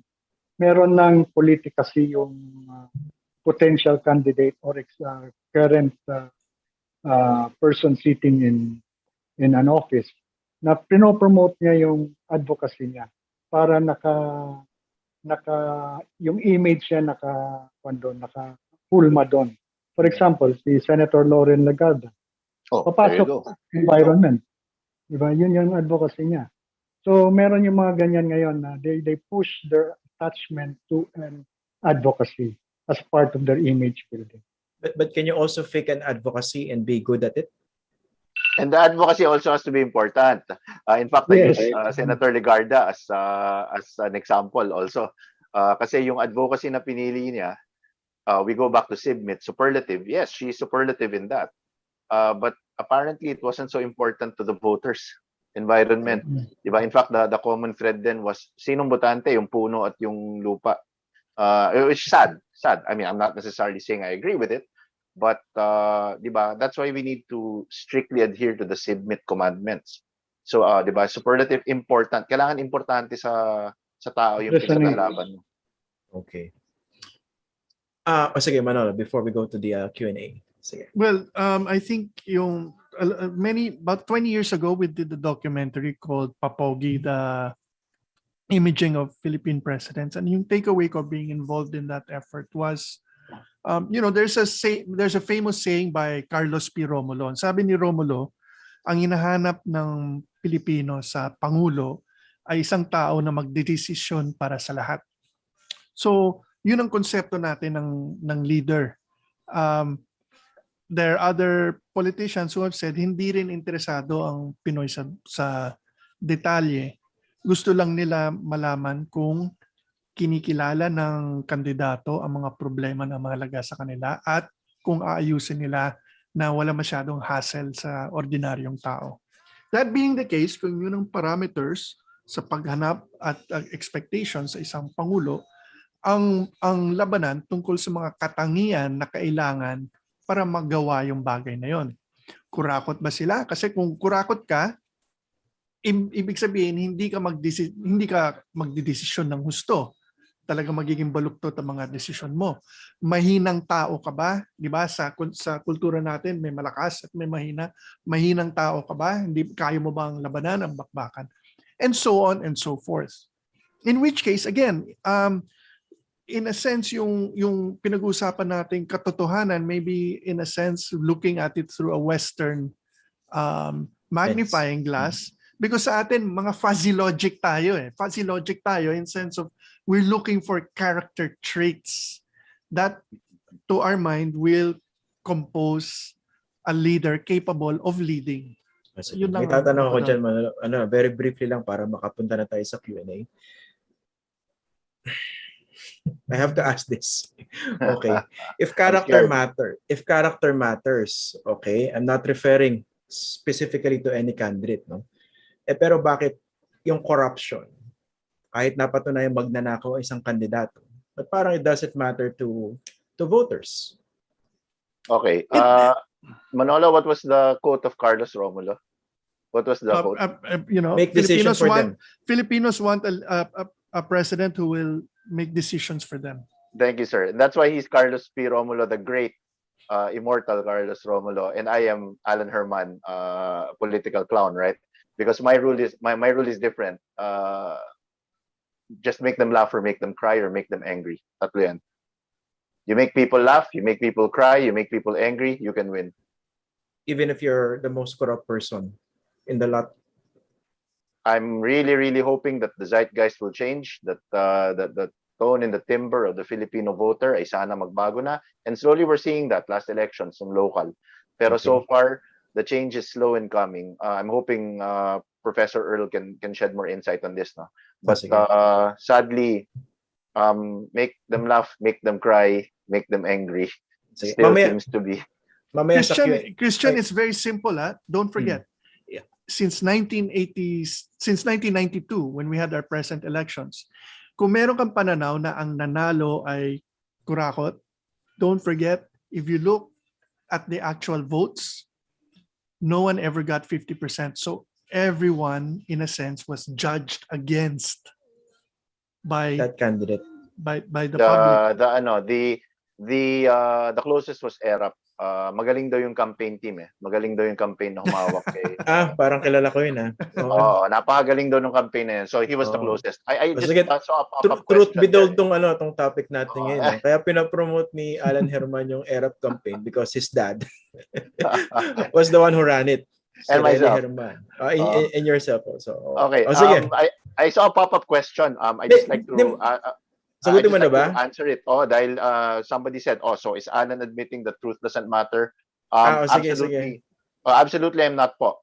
Para lang po malinaw sa ating mga tagapagkinig, in our agency po, the truth absolutely matters. Because if you run a campaign based on disingenuity or on lies or on falsehoods, that is a clumsy, amateurish campaign. Your product should sell itself on its merits. So kami po, we don't engage in that. Nais ko lang pong linawin. Okay. Thank you for the clarification. Ngayon, bago tayo pumunta rin sa mga tanong ng mga nanonood sa atin, punta tayo sa resulta ng Mentimeter. Okay? Paki-flash na po para makita natin yung sentimiento ng mga nanonood dito sa atin ngayon. Again, we had 2 questions sa Mentimeter. No? So yung una, anong nabubuong public image ng kandidato ang madalas mong maalala?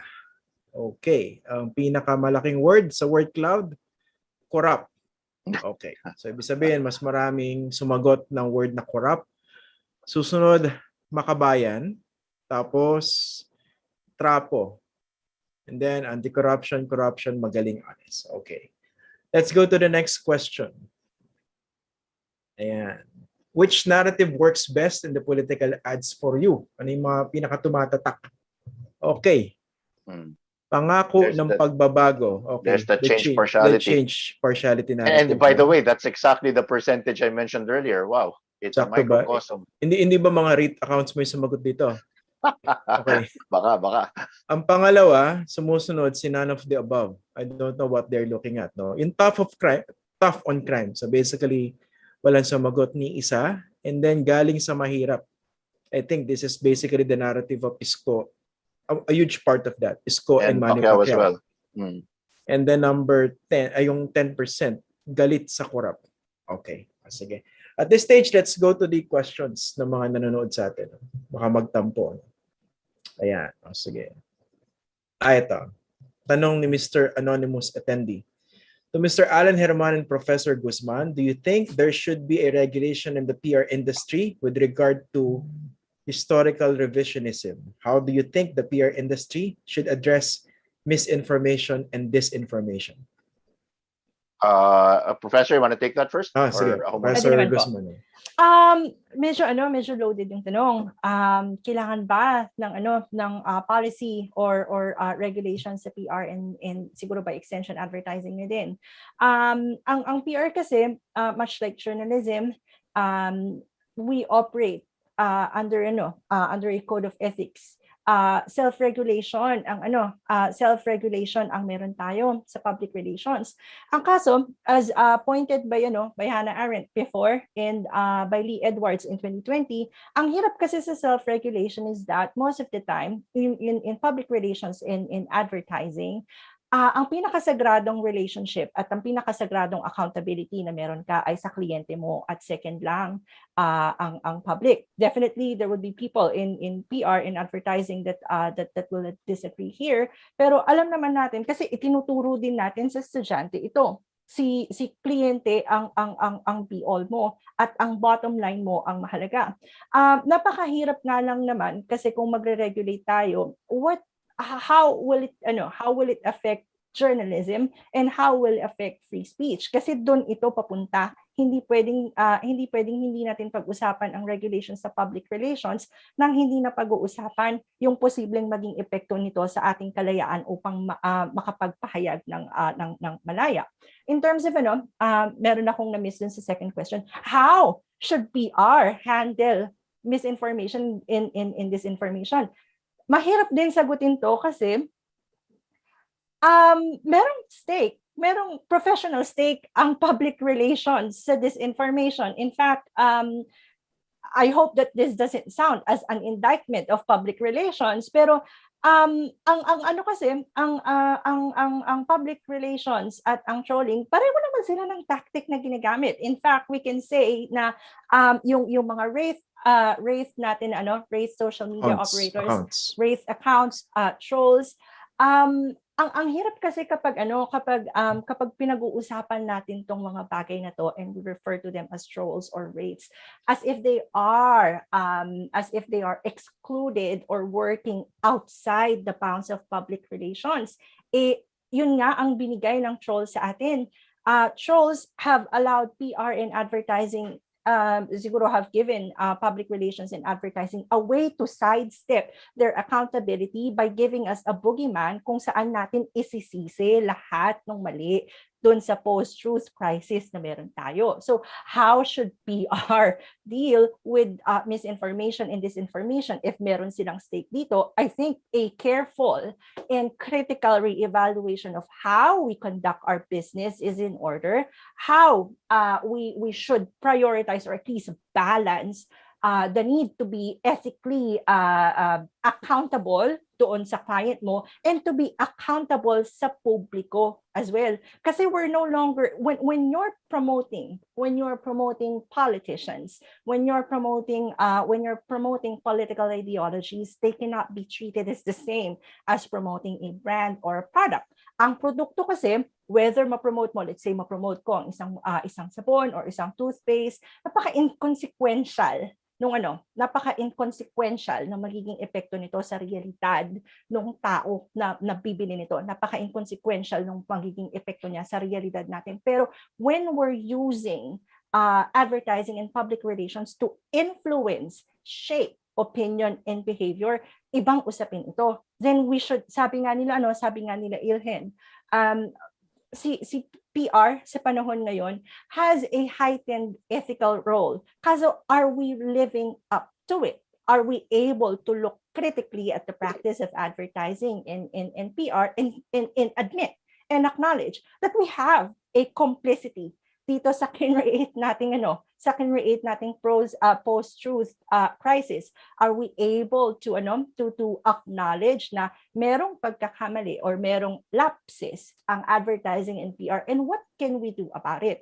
Most of the time kasi baka mamaya hindi din sa ad PR yung una nating sa advertising and public relations ang kailangan nating tignan. Baka kailangan muna nating i-restore yung trust, i-restore yung tiwala ng tao doon sa journalism, i-restore yung tiwala ng tao doon sa mga tagapagbalita, and then ad PR will follow. I think isa ito sa mga pinropose ni Gareth Edwards doon sa discussion niya ng PR in the new context. So para sa akin, self-regulation works for now, pero we have to be more critical about it. Second is that we need to make ourselves accountable to the people, not just the clients. And then third for me is acknowledging our own complicity here and siguro doing something about it. Okay. Alan, I think you're going to respond. Pwedeng i-load ko na ito. Mag-rider questions na rin ako. Yeah, sure. May rider questions tayo rito, dalawa. Okay, go. Isa from Paulo Tanglao. As a political PR practitioner, how does one concretely balance both their conscience and work in the case that they have? So basically, may konsensya ka pa ba? That's a great question. Okay, next. Number 2, from Mark Olivares. May we ask all those with experience in political advertising and PR if they had or have always upheld the truth in their work, or have they at one point in their careers managed truncated truths in behalf of clients? Okay. Fantastic questions, and thank you for giving me the opportunity. I think PR is being, in a way, and I'm happy to be that guy, no. So medyo boogeyman yung dating ko dito, as using Professor Earl's term, no. But let's not forget, at the end of the day, the job of PR is 3 things. It never changes, and it can be summarized by the 3 A's: applaud, attack, and avert. That is it. That is all we do in different percentages. But the messaging is always the same, and the job of PR is the same. We applaud our candidate, we attack our opponent, yes, and we avert bad news.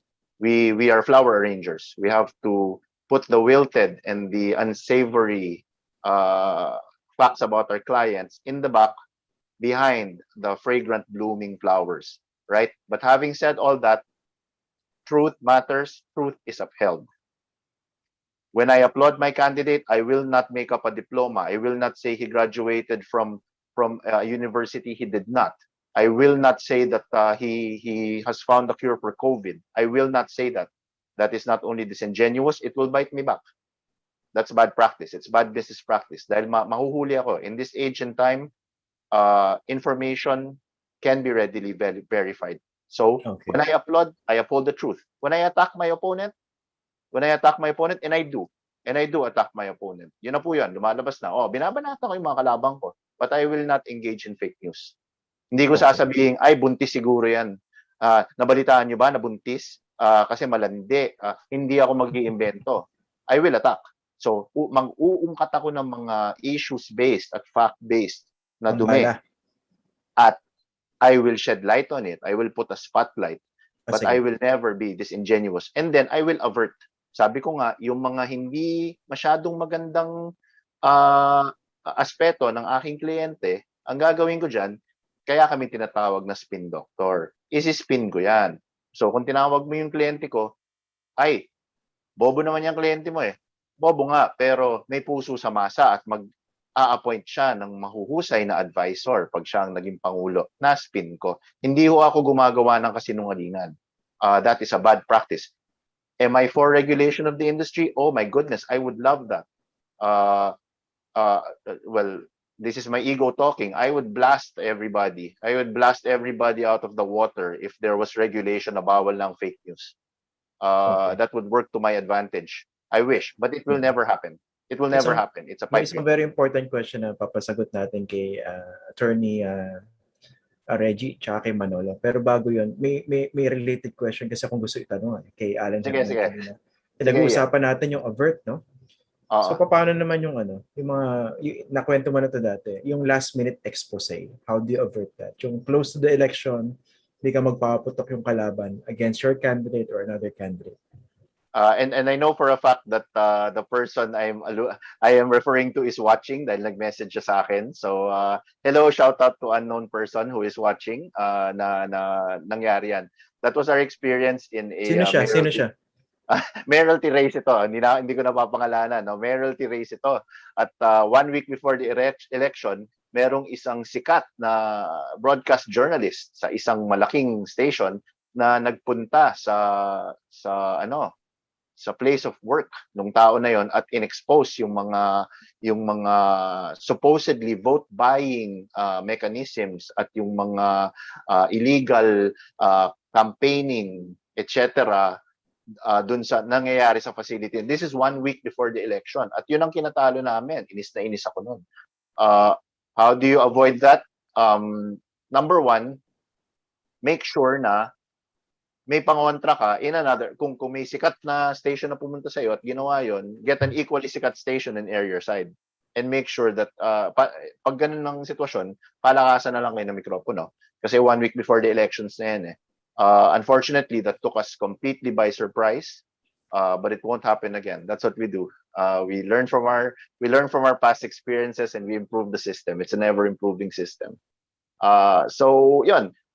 Just to put finality on that, no. Ang PR po ay hindi practice ng kasinungalingan or unfortunately a lot of practitioners do it. That's why I would love it if there was some sort of regulation. But it's like pornography. The main issue about pornography, why they can never legislate against it, is you can't even define the word. There is literally no definition of pornography. So in the same way, how can you police or legislate or even regulate PR when in fact there are so many channels that can be construed as PR? So ang hirap eh. Sana mangyari. It's a pipe dream. That's okay. By the way, I was looking at the time, no? Overtime na para tayo ng konti, no? Pero siguro I think the organizers gave us leeway na mag-extend ng konti kung okay lang sa inyo. Maganda yung discussion. In fact, sorry, pwede bang magdagdag? The best way to, and call to action na rin ito. The best way to police the PR industry? Punish them. Punish them. Who can punish them? The voters. Pag nakita mo na ang primary weapon or ang primary tool na ginagamit ng isang kandidato ay disinformation, wag ninyong iboto. Wag ninyong iboto para matuto rin ng PR na that tactic doesn't work pala. So ito yung related question. Let's ask Manolo and Attorney Rejie.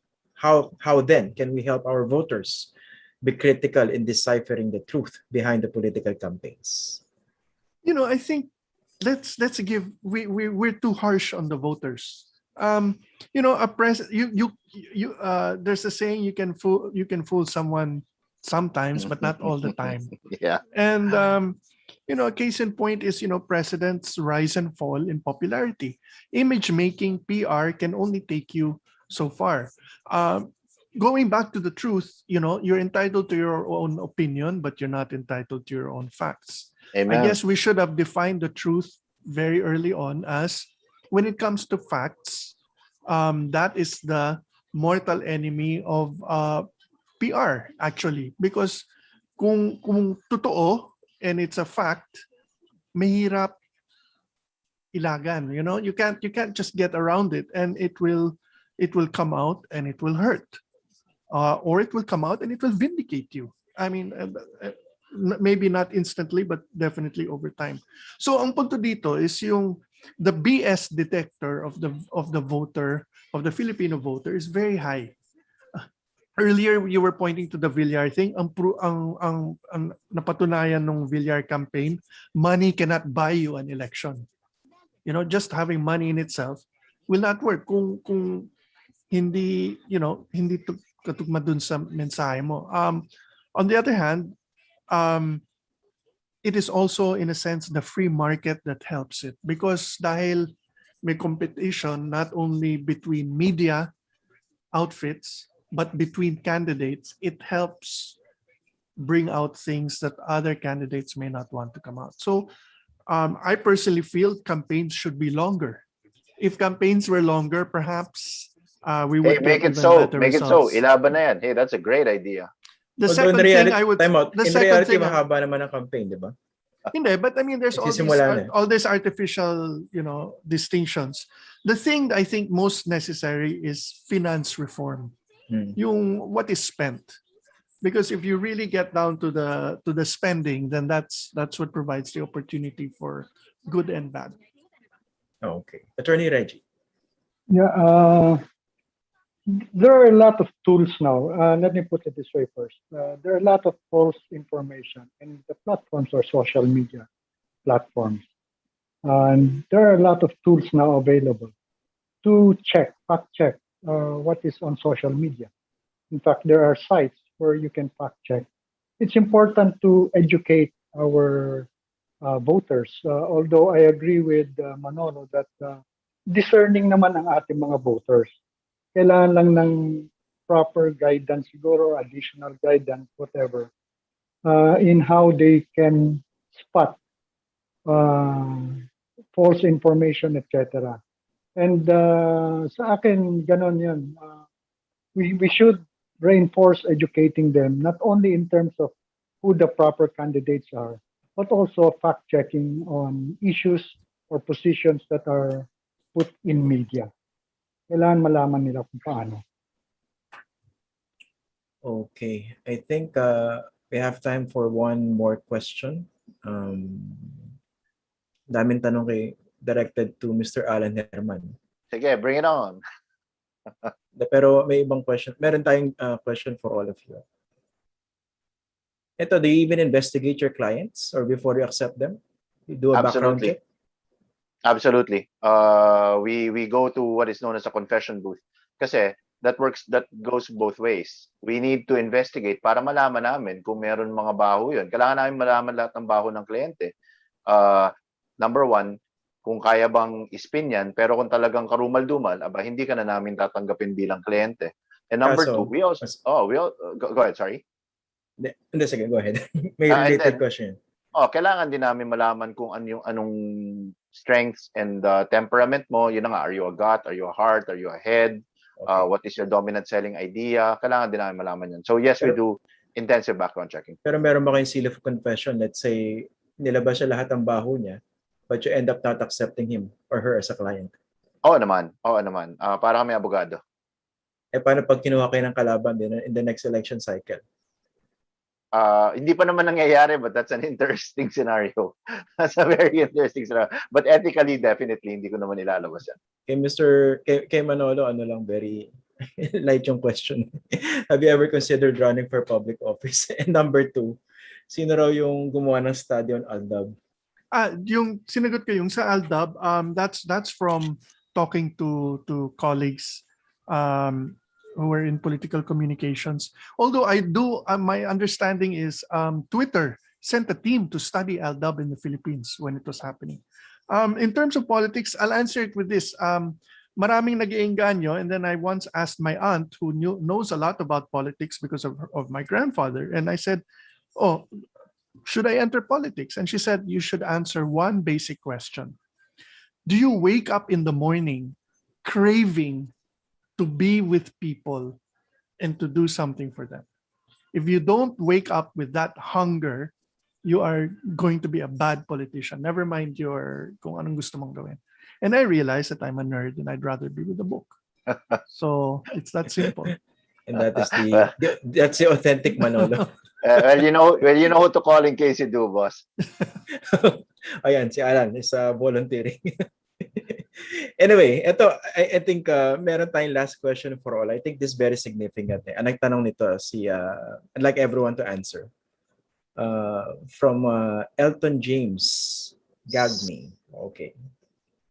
Do you think there's still an opportunity to de-weaponize social media, especially with the digital landscape still growing at an accelerated rate? How do you think will we be able to do this? Would like to start. Okay, ako muna, no. Great word, because in fact, weaponizing social media is something that is close to my heart. But Do I think there is an opportunity? Actually, it has significantly been de-weaponized, as it is. No, we gotta give Facebook more credit. 2016, what I saw in 2016, and I was, my God, neck deep, maybe forehead deep in that fight. And boy, social media was really what I call the zombie apocalypse. Zombie apocalypse noon. Ang kalabang ko noon, horde. Zombie horde yung kalabang ko noon. So 2016 and now, ang laki ng pagkakaiba. Facebook cleaned house. Facebook deactivated a lot of the inauthentic behavior. It's so hard to make a Facebook account now. Automation, yung kinakabit sa modem dati, the mythical machine that I was speaking about earlier, as soon as you stick that in, madidetect na yon. Mabablock ka na. So, Facebook policed its ranks. It's a plus and a minus kasi naging mas mahal ngayon. Naging mas mahal. Pero going back to the question, do I think it can be de-weaponized? I think it will be a natural progression. I'm hoping that the BS meter that Manolo referred to earlier will kick in. It may be kicking in more slowly than I would like, but hopefully it will kick in and they will realize that BS on social media is BS on social media, and the medium by market forces will just deteriorate in effectivity when it comes to spreading this information. So short answer, yes. Attorney Rejie. By its nature, naniniwala ako na mahirap de-weaponize social media on the level of the users. On the level of on Facebook, for example, Twitter, owners of the platform, they have already, as Alan was saying, adopted algorithms which would limit how the platform can be used or to avoid its being weaponized. So ang attack dito, if we want to weaponize it, and I believe it's a very limited way that we can, is to educate the users, educate on how social media can be used and can counter those that use it for negative purposes.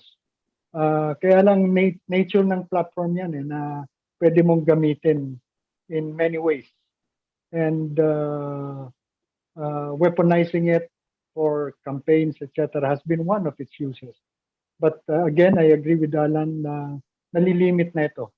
Yung algorithms being adapted and things like fact-checking, etc., are there to try to control using social media as a weapon for those purposes. No? Okay. Take note, it's also positive insofar as weaponizing it for positive gains.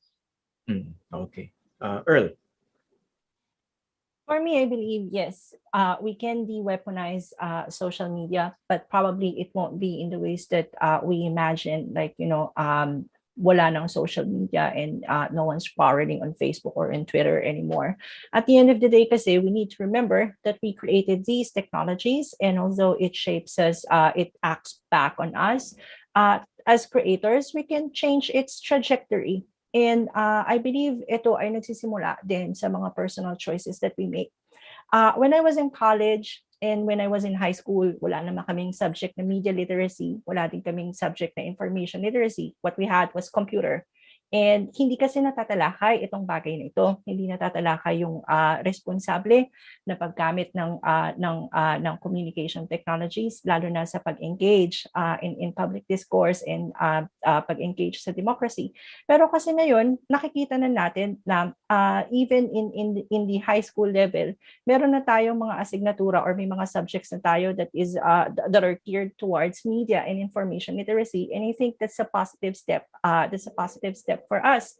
Kahit papano, we are informing and educating students na yes, we have access to these tools, pero we need to be mindful, not just careful. We need to be mindful in how we use these tools. Kasi ang social media naman, I think it was intended talaga, kung babalikan natin ang roots nito, it was intended to foster connections, but look at it now. It's no longer doing what it's supposed to do or what it was envisioned to do. Pero we can change this kasi as you know, as we go on and we support efforts sa pag-inform or in creating a media and information literate public.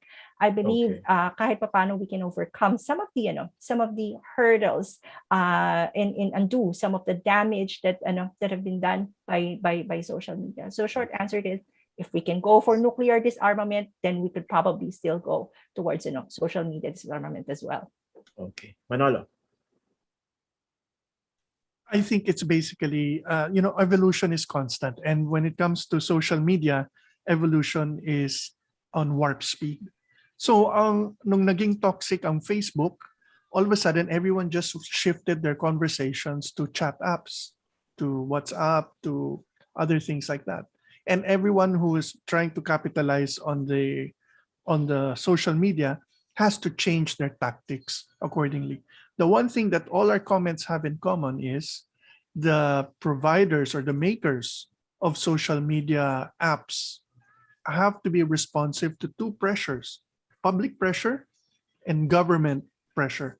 Yeah. Government pressure is being driven both by self-interest of the politicians and the public.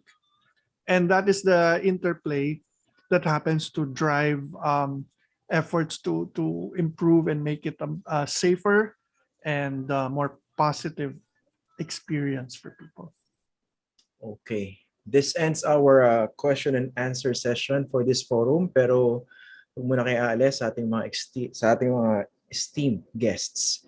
Basically, hingin namin kayo afterward ng parting shots. Or parting words pala, sorry. Pero pwede rin ang parting shot kung gusto niyo. Parting shot.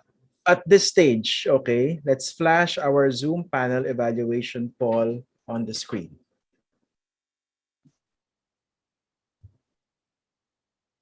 So basically, this will give you time to think of your parting words or parting shots, okay?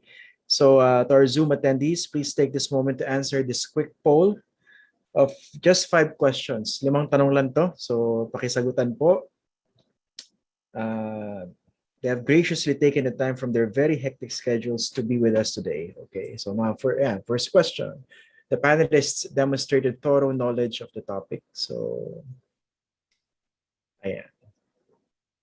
Of course, the host and the panelists are not allowed to vote. Kasi that would be self-promotion. Ayan.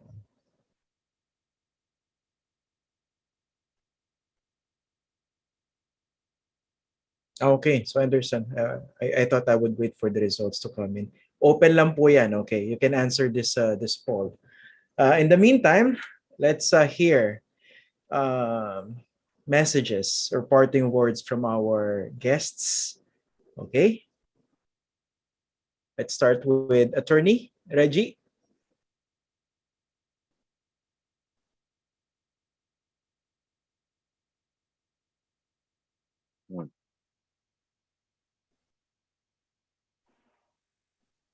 Thank you, Christian. Ang masasabi ko lang is, eto naman, nandito na naman tayo sa oportunidad na baguhin ang ating lipunan. At kung saan man tayo pumapanig, ang importante is naniniwala tayo na dapat baguhin ang ating lipunan sa kanyang kalalagyan ngayon. At kailangan para maggampanan ito, kailangan maging discerning tayo sa ating mga kandidato. And ang katotohanan ay importanteng tignan sa mga kampanya ng mga kandidato. Kaya yun ang panawagan ko na maging discerning. I'm sorry, I can't get the Tagalog term, pero I mean dapat maingat tayo sa pagpili ng pagbabago sa ating bansa. Salamat. Okay. Earl? For me, I would like to go back doon sa sinabi ni Pierce at ni Cronin sa kanilang teorya na coordinated management of meaning. Naniniwala kasi ang CMM na our communicative lives and our lives are directly influenced by the communication that we partake in. yung uri ng conversations that we are a part of. Siguro tayo dapat ay mas maging mapanuri kung anong klaseng communication yung ating ini-employ, anong klaseng conversations we choose to be a part of, and wag nating kakalimutan na sa pakikipagtalastasan at sa pakikipag-argue, kasi argument naman talaga ang ginagawa nila sa social media. Sa pakikipag-argue kung anong katotohanan, huwag nating kalimutan na tao or may mga tao sa likod ng mga accounts na kinakausap natin. We need to be mindful. We need to be open to other realities, to other possibilities, without losing ourselves or without forgetting our stance. Ang hirap kasi nasa social media, kapag pinag-uusapan ng mga komplikadong bagay, lahat nasisimplify, and before you know it, instead na nagko-contribute tayo doon sa diskurso at nagko-contribute tayo doon sa dialogo, ang ginagawa natin ay in-alienate natin ang isa't isa. Probably, I think sa mga pagkakataong ito, binibigyan tayo ng unique opportunity na being reflexive, binibigyan tayo ng opportunity na suriin natin kung paano natin ginagamit ang communication para lumikha ng realidad. Nasa sa atin na ngayon kung gusto natin lumikha ng realidad kung saan lahat tayo ay mag-thrive, kung saan lahat tayo ay makikinabang, or gusto nating lumikha ng realidad na tayo ay divided at tayo ay against one another. At the end of the day, meron tayong agency. It's our choice how we use calm. Okay, thank you for that. Manolo.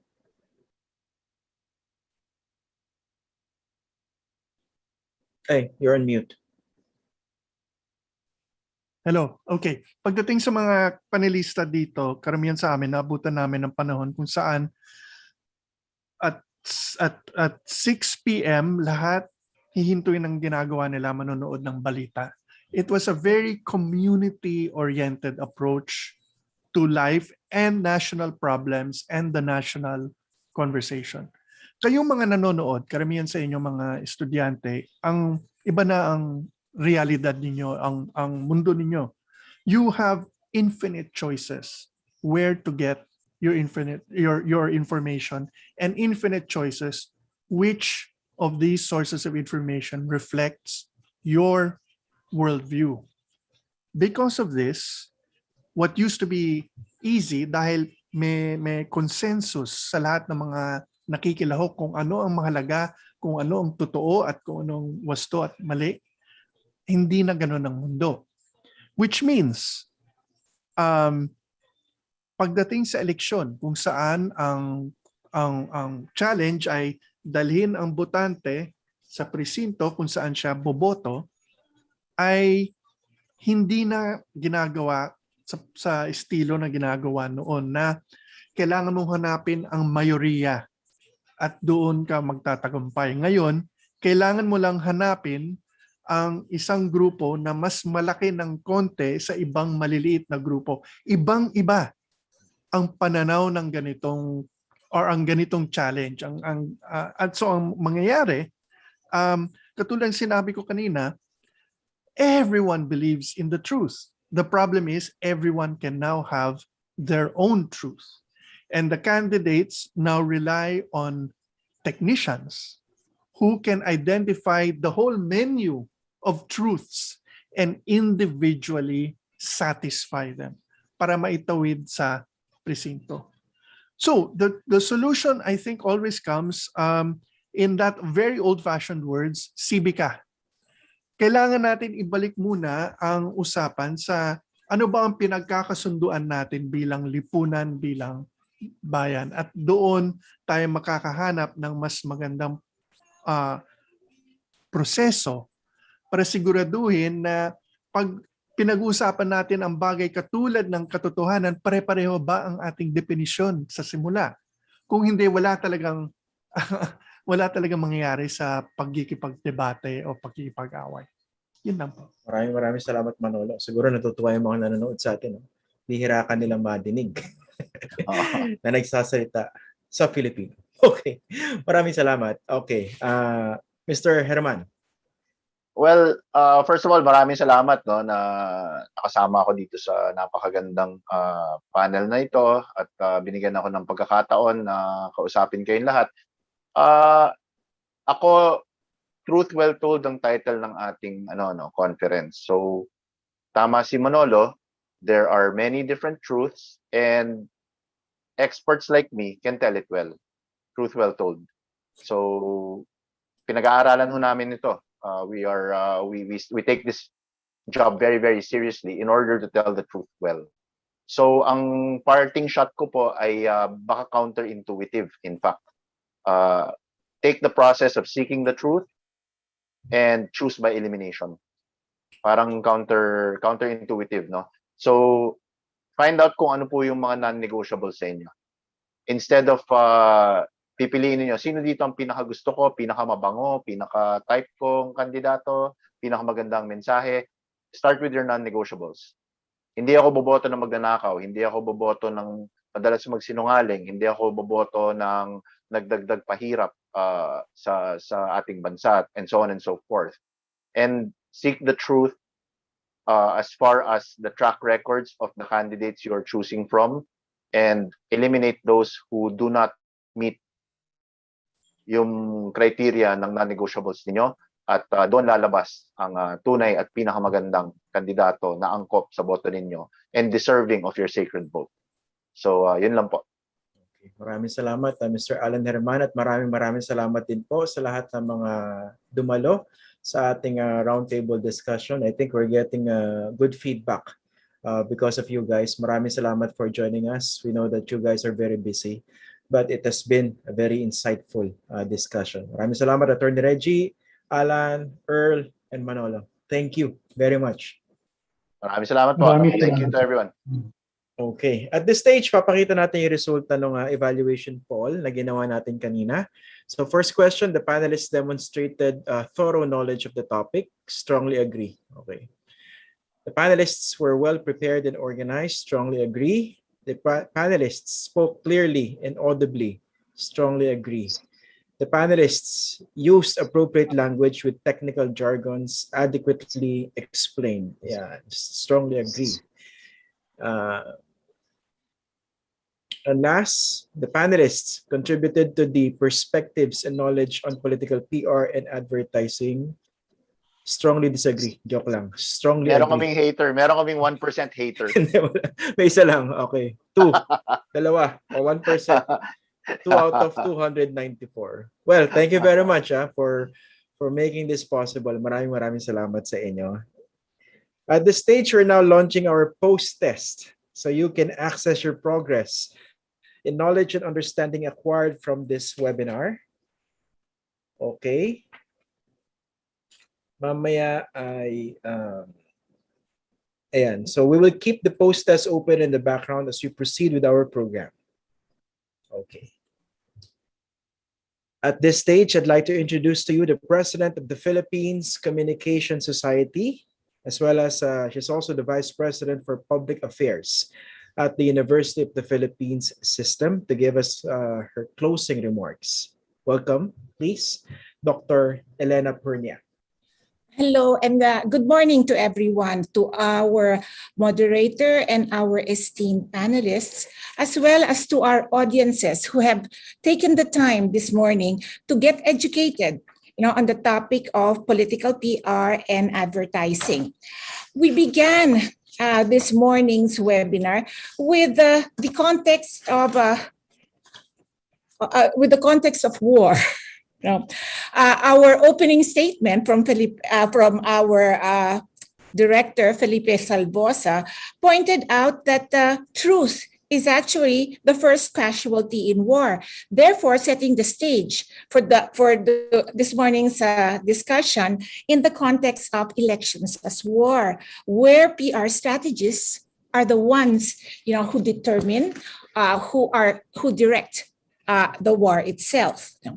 Our persons on the street interviews pointed out that there is really hope in the voter, because voters and the general public are able to discern what is truth.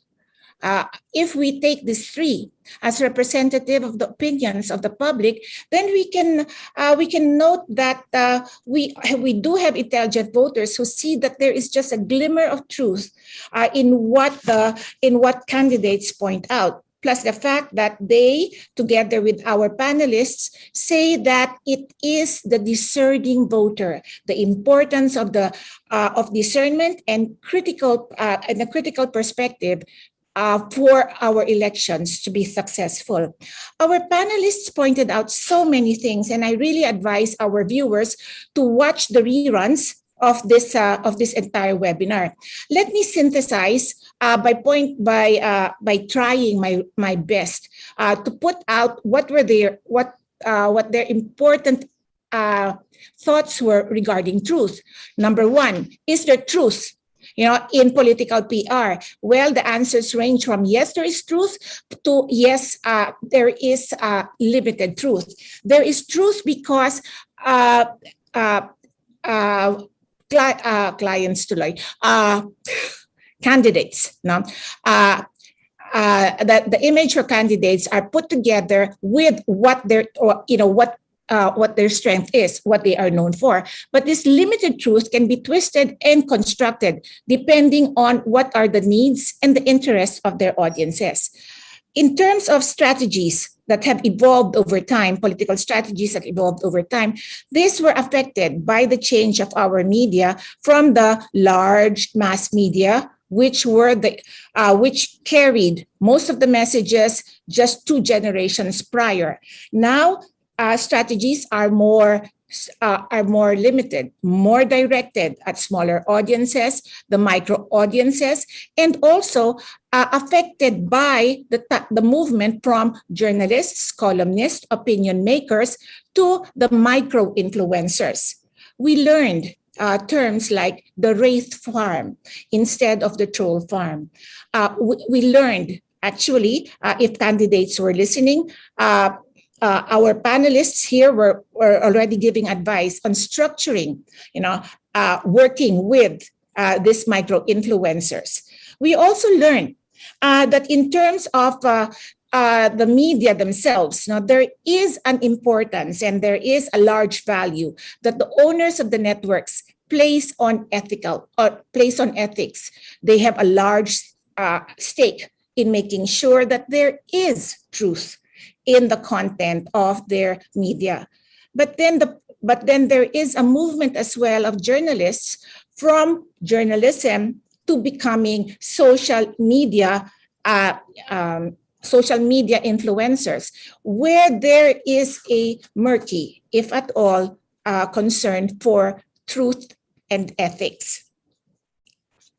In the end, our speakers, as well as our commenters in the chat box, point out that there is hope for our democracy in the Philippines, because it is the voter in the end who must make up her mind. One of our speakers pointed out that voters have a BS detector within them. They are discerning, but then they do need some more training, some more instructions on determining what is truth and non-truth. And it is in this context that myself and our society, the Philippines Communication Society, as communication educators, must take the cue. It is incumbent upon those who are in the profession of education, in the profession of communication, and media, to contribute, to our public's increase in media literacy. And then, because I am a communication teacher and many of our audiences are communication students, I want to point out that there have been many theories that were bandied about this morning, which you students might be able to use in your own studies about politics. We heard about expectancy violation, information bias. We heard about CMM. And also social construction. May I throw in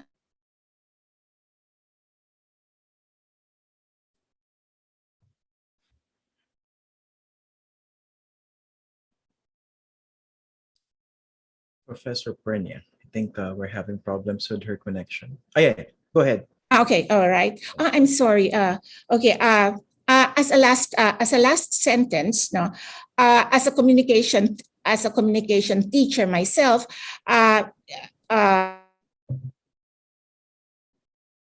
want to listen again to the reruns and learn more about the applications of theories like expectancy violation, information bias, CMM, social construction theory. But then I'll throw in a few more theories which will be helpful for you to understand the situation of voting and campaigning in the Philippines. Among them are the functional theory of political campaign discourse, elaboration likelihood theory, and also agenda setting and framing, all set within the context of deliberative democracy.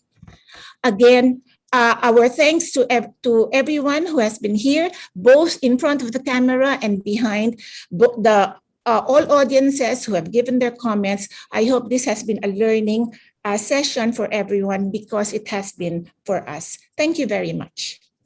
Thank you very much for those closing remarks and synthesis, Professor Elena Pernia. Thank you very much. At this stage, I'd like to share with you the results of the poll or the post-test results the post-test results. We're sharing them now. Ano ang mga nabubuong public image ng kandidato ang madalas mong maalala? Still the same. Basically, most of you answered corrupt, followed by trapo, makabayan, matulungin. Okay. Now, for the next question, here are the results. Okay. Which political narrative works best in the political ads for you?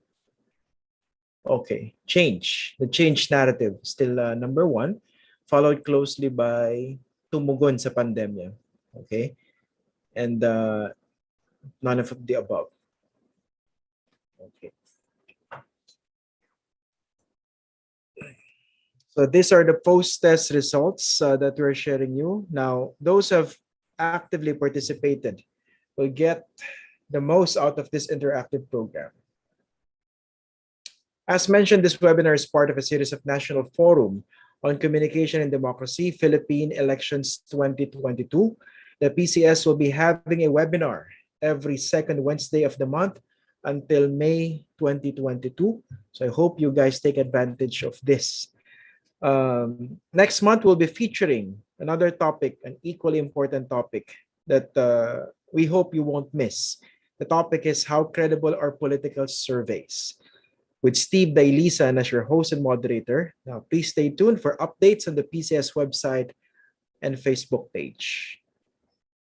At this point, we'd like to formally close our fourth National Forum on Communication and Democracy, Philippine Elections 2022. We look forward to your company again every second Wednesday of the month, 9 to 11 a.m. Manila time. This has been your moderator, Christian Esguerra of the ABS-CBN News Channel.